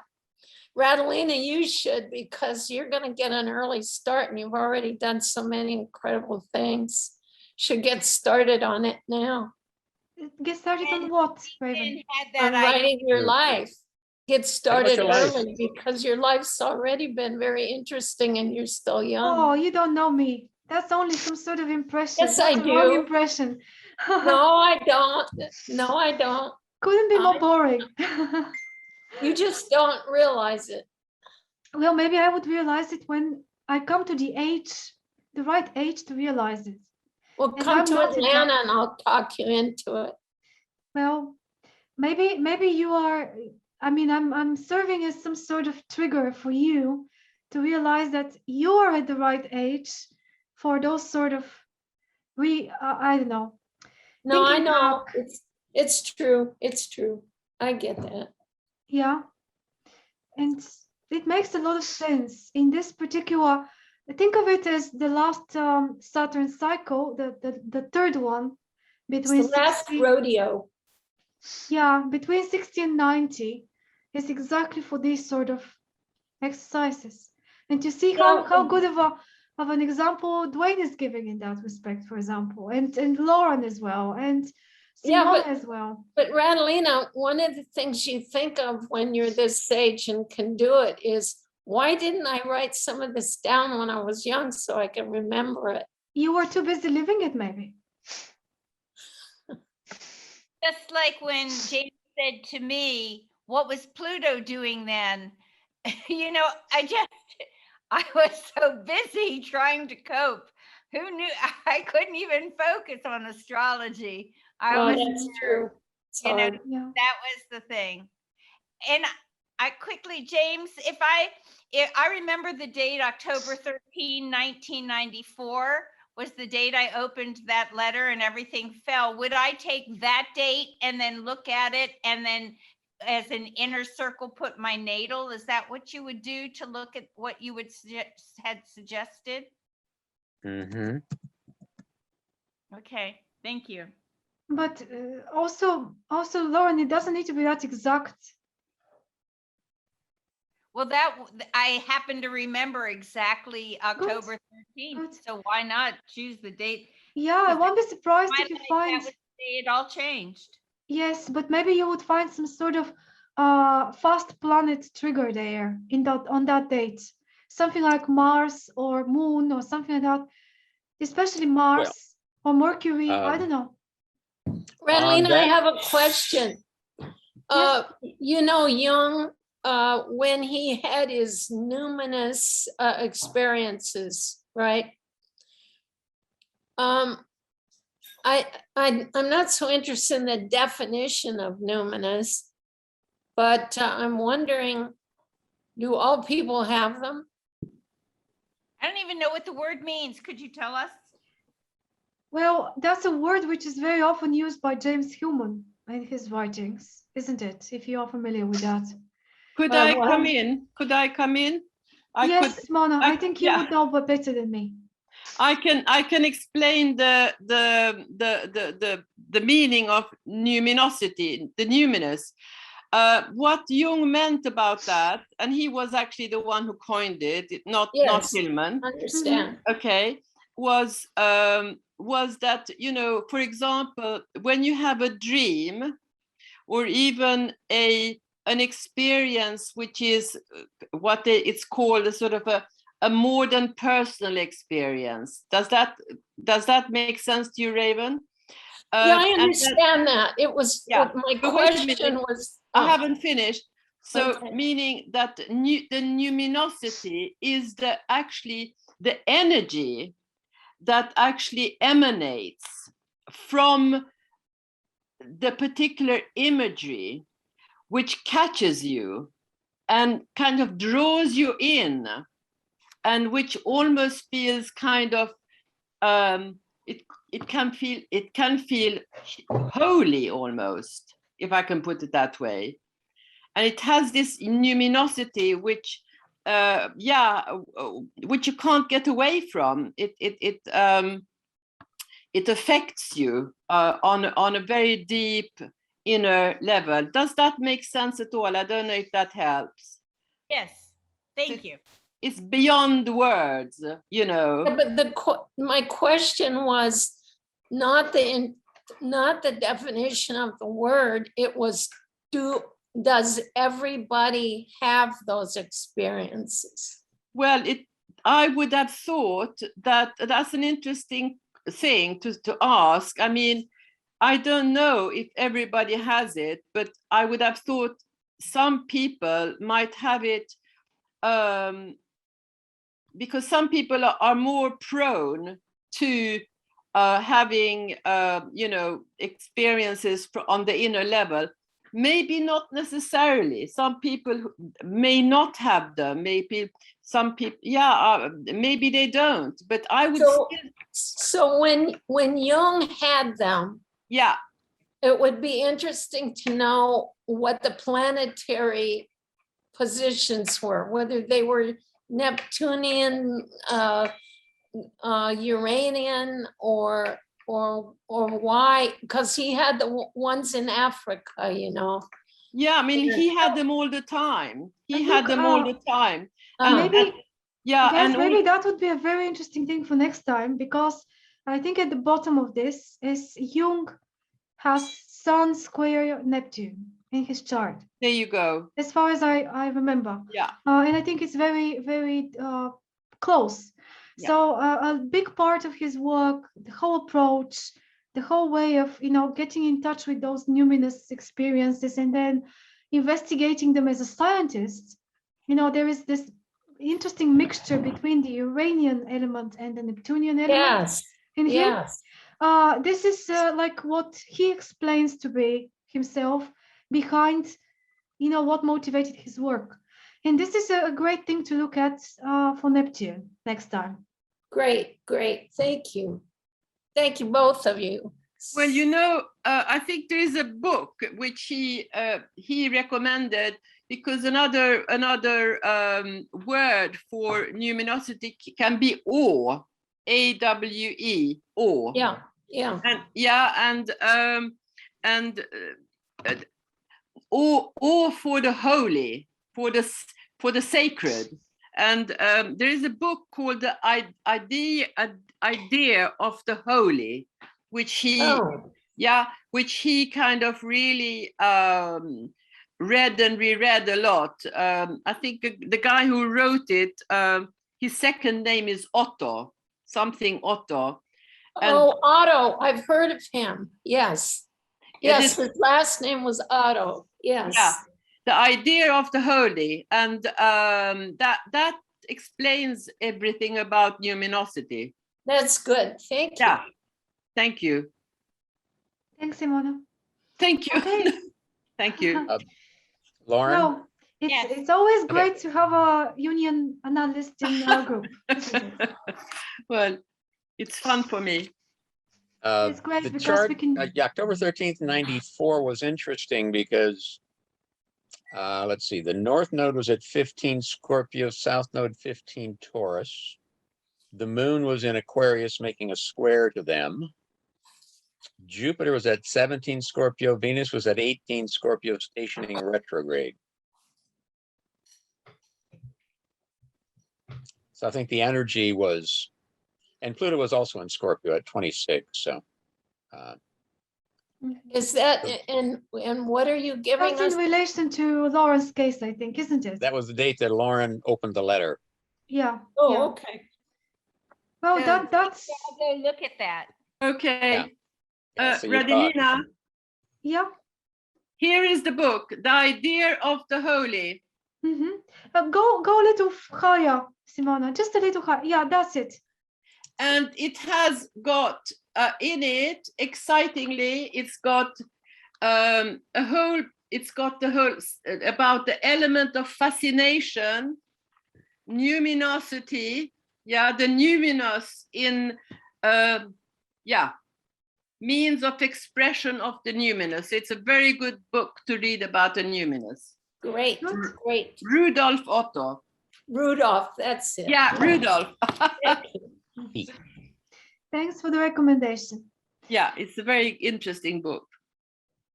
All right. Well, how are we with the time? Actually, we are almost out of time. Do you want to stay a little bit more? It just, yes. Went very unpredictable. I'm sorry. I should have kept track a little better because I wanted to share 2 slides mainly. One of which is this. You know what? Explore this in your own time if you want. But I just wanted to point out the different ages of the generic cycle of Saturn and the generic cycle of Uranus. How in some moments, even though it's not exact, it's not exact, for example, age 56 or 57, but it's very close. We have action from the 2 planets.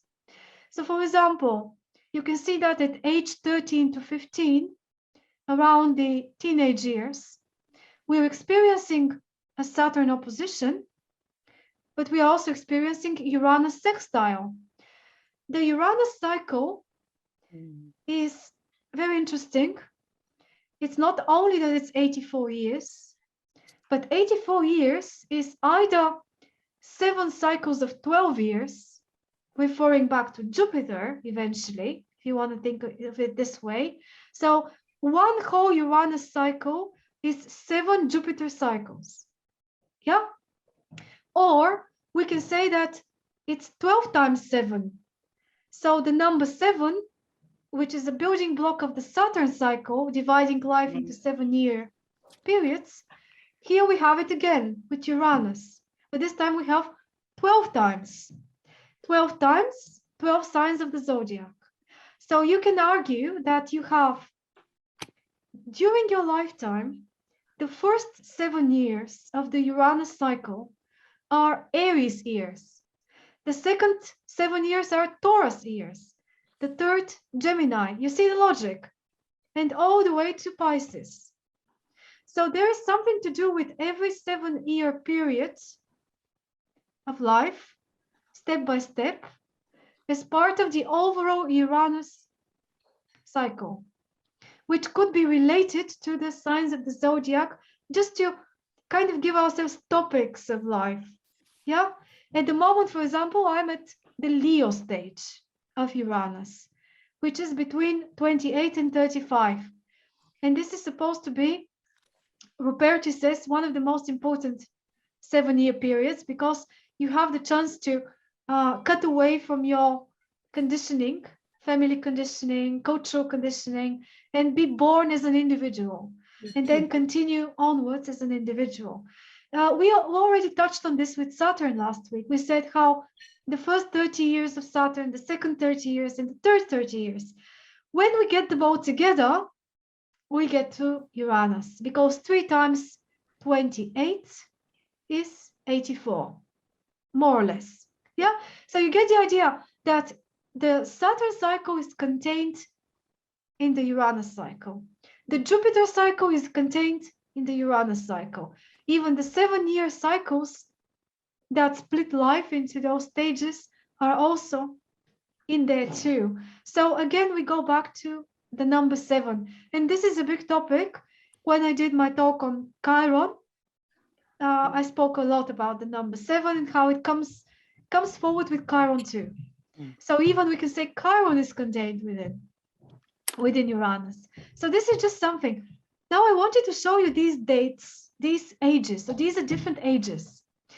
Next to one another, between Saturn and Uranus, because isn't it interesting how we have sextiles and trines of Uranus to its natal place. So this means that at age 13, 15, we have Uranus sitting at a sextile aspect to its natal place. Then at 27, 29, it's trining its natal place. Again, between 55 and 57, it's trining its natal place. So we have these so-called easy aspects of Uranus, ones that are supposed to be conductive of Uranian energy, helping us at those ages to embrace Uranus, to embrace change, to embrace all those things that we already spoke about today.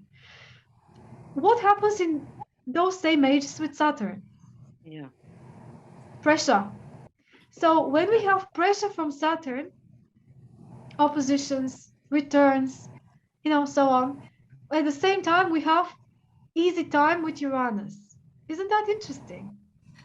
So almost like there are gates, there are moments when Uranus takes over and is able to kind of, be more predominant, if we want to use it.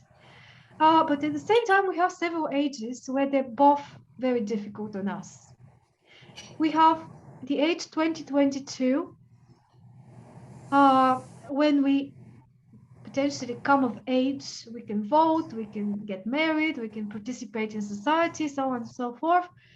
They're both square, yeah, to their natal places around that age. Also, between 63 and 65, they're both square. And midlife crisis, the opposition, at 42, 44, we have Saturn opposite Saturn, Uranus opposite Uranus. Yeah, so I think it's very useful to see the two cycles together. Yeah. Because that makes really, I really find that when we talk about timing of human life and timing of crisis, timing of breakpoints of, when to make a step in another direction, when to, meet the crisis, whatever, these two planets are the most crucial. Jupiter is also a factor, but it's quite quick, isn't it? It changes sign every year. Neptune is also extremely important, but we cannot go through one whole Neptune cycle in our lifetime. So these two, Saturn and Uranus, they're the ones that rule the show in a way. When we see them like that, I think that can be a source of, especially if you're older, check back in one of those ages, which one of the two was the stronger force for you? Was it Uranus or was it Saturn? As it's usually one of the two. As usually in those ages, we need to make choices related to, am I going to act like Saturn or am I going to act like Uranus? But Radilina, could it not be both? I mean, yes, because, of course. Yes, yes. Yeah, you know what I mean? I mean, as you're talking, I get this image of the husk around the seed, and that, in a way, it's almost as if you have, you need both processes at maybe different degrees, because Saturn has a certain kind of element of heaviness, and Uranus is electricity. And, how these kind of interact upon the the personality as a seed that's actually within the husk of the development of the personality. Or that's the way I kind of look at it. Yes. Does that make sense? And, you know, sort of like, I find this absolutely fascinating, really, because it really makes us look at our inner growth in a very creative way. And that there is a kind, because Uranus has a kind of a, I think, because it's again, if you say that it's, and I think I've read about it in terms of individuation, that, you know, individuation has a, the energy of individuation is a forward moving movement. So Uranus has that kind of forward movement. Yes, the future is more important than the past always. Yeah, Well, the other way around with Saturn. Yeah, it's you're absolutely right. They're always acting simultaneously. It's just there are certain moments when you see how, for example, between 13 and 15, it's all conducive to more towards Uranus, because Saturn is making an opposition, which means that we're going to have a moment, as far as Saturn is concerned, where we will be rebellious against it. We are opposing it. Yeah. And at the same time, we have this helping hand from Uranus, which is in the same trend. So they're working together, really, as it's the same trend. And now that you, Dwayne, are at the same age, but on the other side of the spectrum, you see that this same thing repeats between 69 and 70. Well, you are already past it, but I think you're close enough, maybe experience the same sort of liberation and redefinition of wanting to define who you are, but now from the perspective of experience, and to leave something behind. So these two ages are very connected, aren't they? Between the early and then the one in the middle, which is the midlife crisis, where both of them are in opposition. On that note, you know, Tarnas he specifically speaks to that opposition point of the cycle. Yeah. The midpoint in his research, and this is a quote from the book, it seemed that in the life of a path-breaking individual, the midpoint of the Uranus cycle represented an unmistakably climactic moment in the unfolding of that person's Promethean impulse. And he goes into examples. He researched Newton, found that Uranus was at the opposition point of its cycle when his work, The Principia, was published. He goes on to look at Descartes. You know, he really goes into the lives of Francis Bacon, and he gets this unmistakable pattern. So something to keep in mind. You say the midpoint of the life cycle? The midpoint of the Uranus cycle. So the Uranus opposition. And what happens then? 42, 44, the midlife crisis moment. For those who have been path breakers in their lives, it's a significant turning point, let's say, a culmination of the work, the previous work that they put in. Okay, thank you. Yes, and a potential new beginning of life. There is this article by Rudier that you can find online I think it's called something like "It's Never Too Late to Start Again" or something like that. So it explores these two cycles, the Saturn and the Uranus, and how exactly in this midpoint you can eventually restart the whole thing and start the second part of your life, which is as long as the first one, and repeat the same aspects pretty much backwards that Uranus made from the start to the middle, and then on the other side. So preceding from a vision. It's like the opposition is that culminating vision. So from that point on, you're rather than the subjective. But then can I just add, because I didn't understand that, Radelina, you pointed out that Dwayne is now at the time that you are 79. And how is that related to the 42, 44 age then? Not that one. I was saying that the very first one in the list is when Saturn is in opposition, Uranus in sextile. And we have one more age when this same thing repeats itself. Yeah. And that's between 69 and 71. Yeah. And yeah, he's a little bit beyond that, but very, I mean, very close. So anyone around 70 basically is in the same area. Yeah. So something similar, I thought. I mean, this is just my guess, that maybe the same sort of feeling of liberation and of courage to go ahead, explore things, and create again in a very similar way, but now from the perspective of experience. Yeah. As we had in the early age.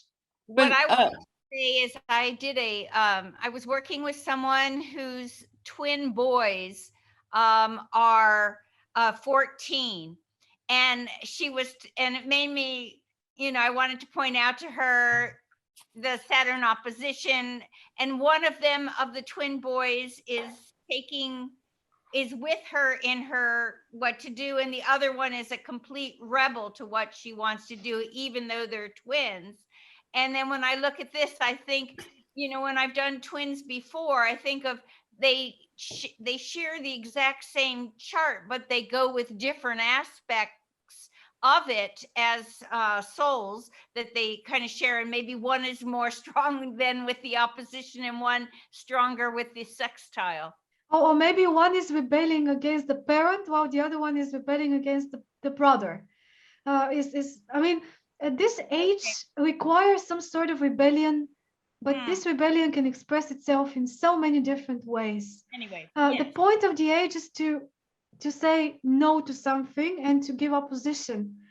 And it's so interesting what dynamics can involve that, isn't it? But you also could be right that maybe one is siding with the sextile of Uranus and is kind of friends with Uranus, is taking it easier, not that, aggressively, let's say, while the other one is really in the opposition side.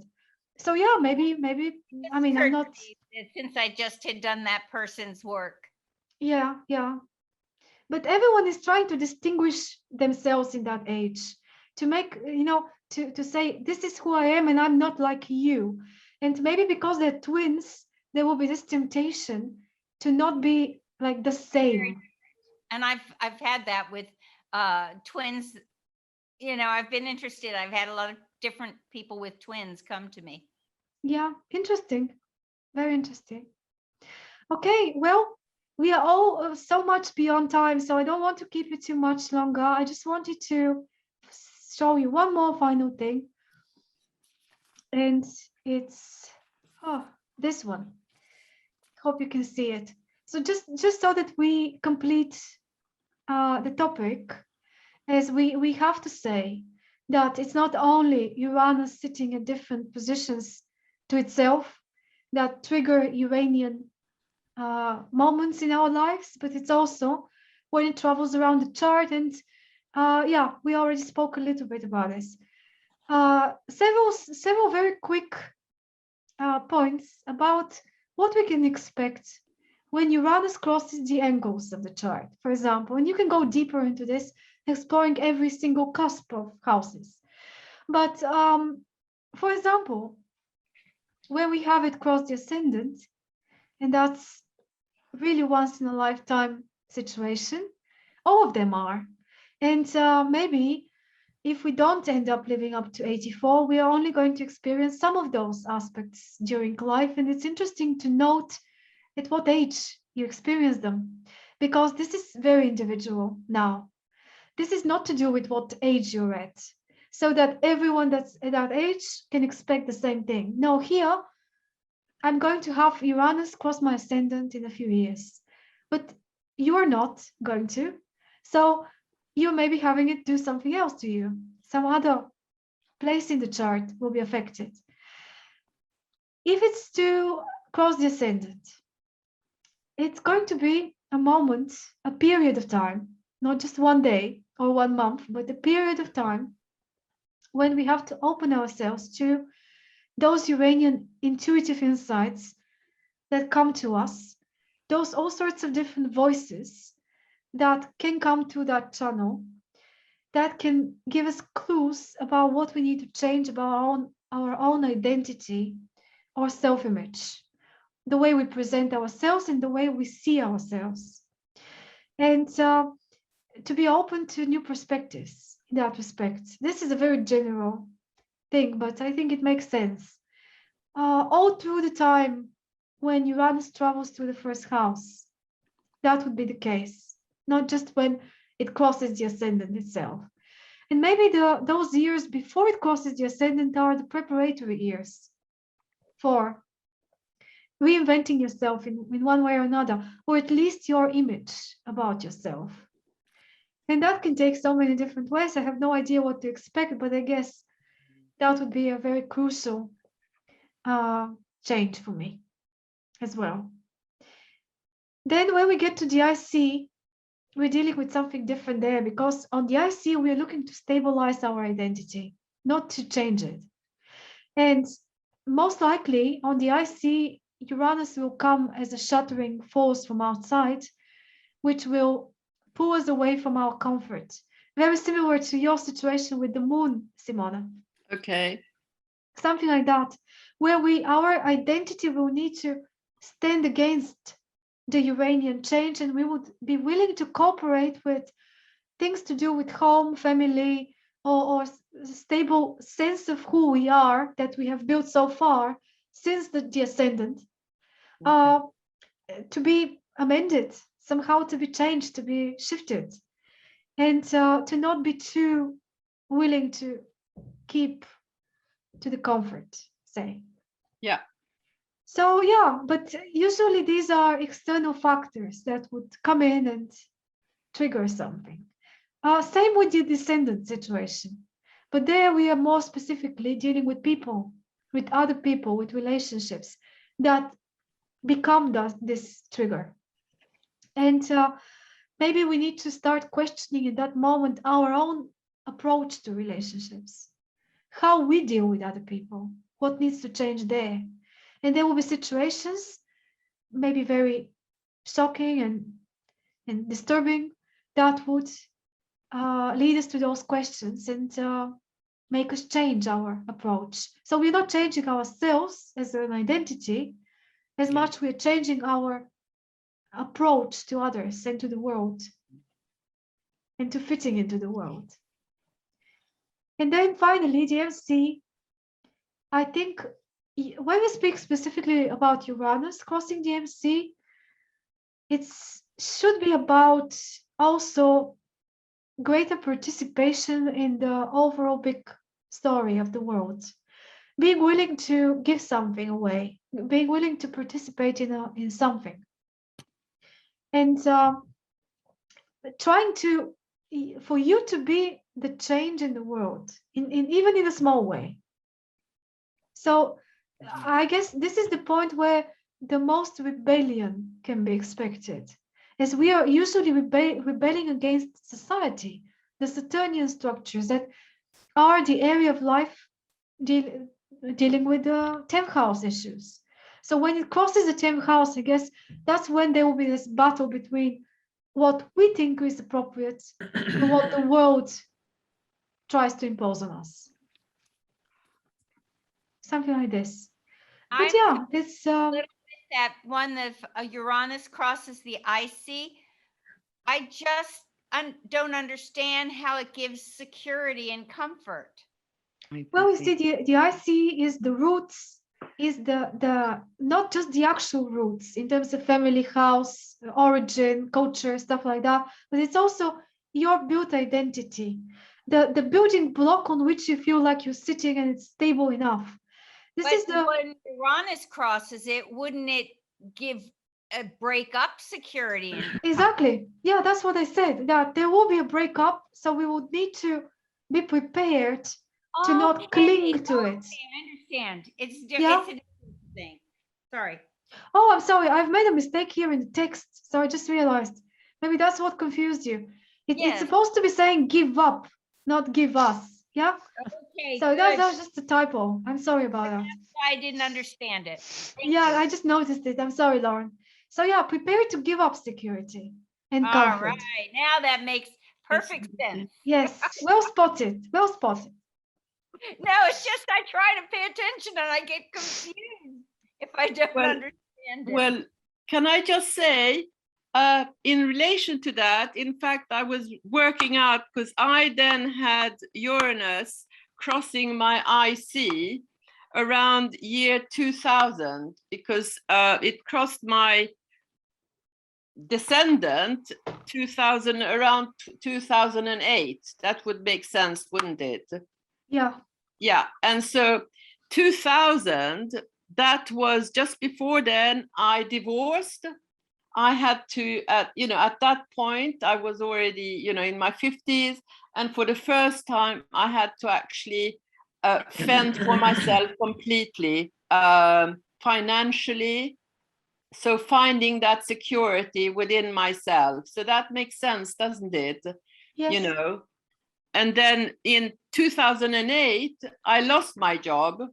And so, since then, I've had to reinvent the whole of my life in terms of relationships. That's absolutely true. And it's not always that dramatic, I must say. No. Sometimes it's more dramatic than in other times. Yeah. Because I remember in your chart, the IC-MC axis was extremely active by birth, because you've got your nodes there and other things going on. So you see how when Uranus was, just to make it more in context to the charts, we never had time today to look at charts properly, but I promise next time we will.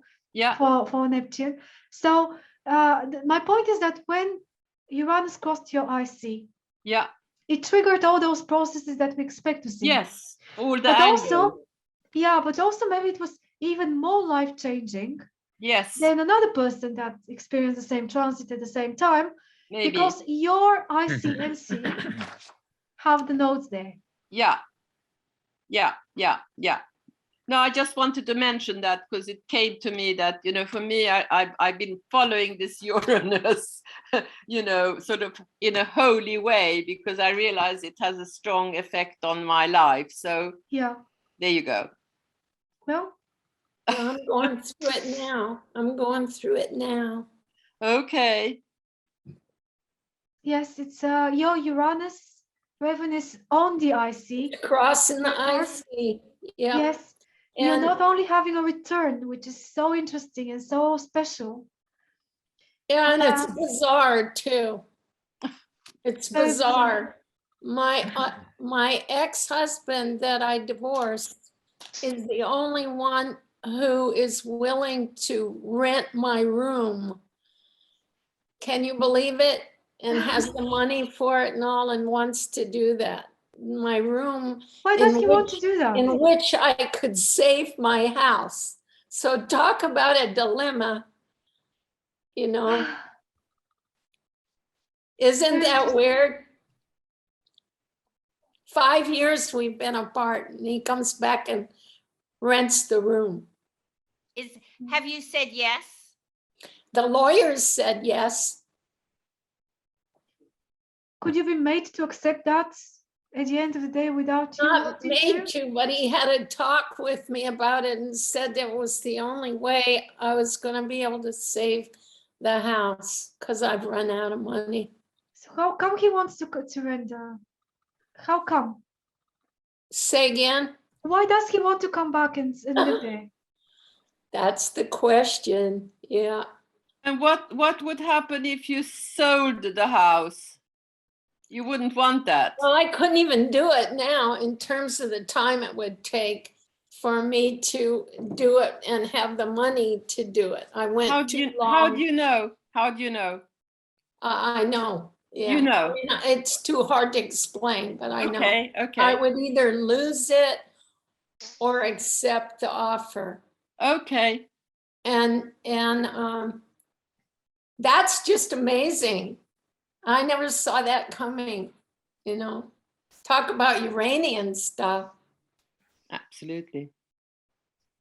Yeah.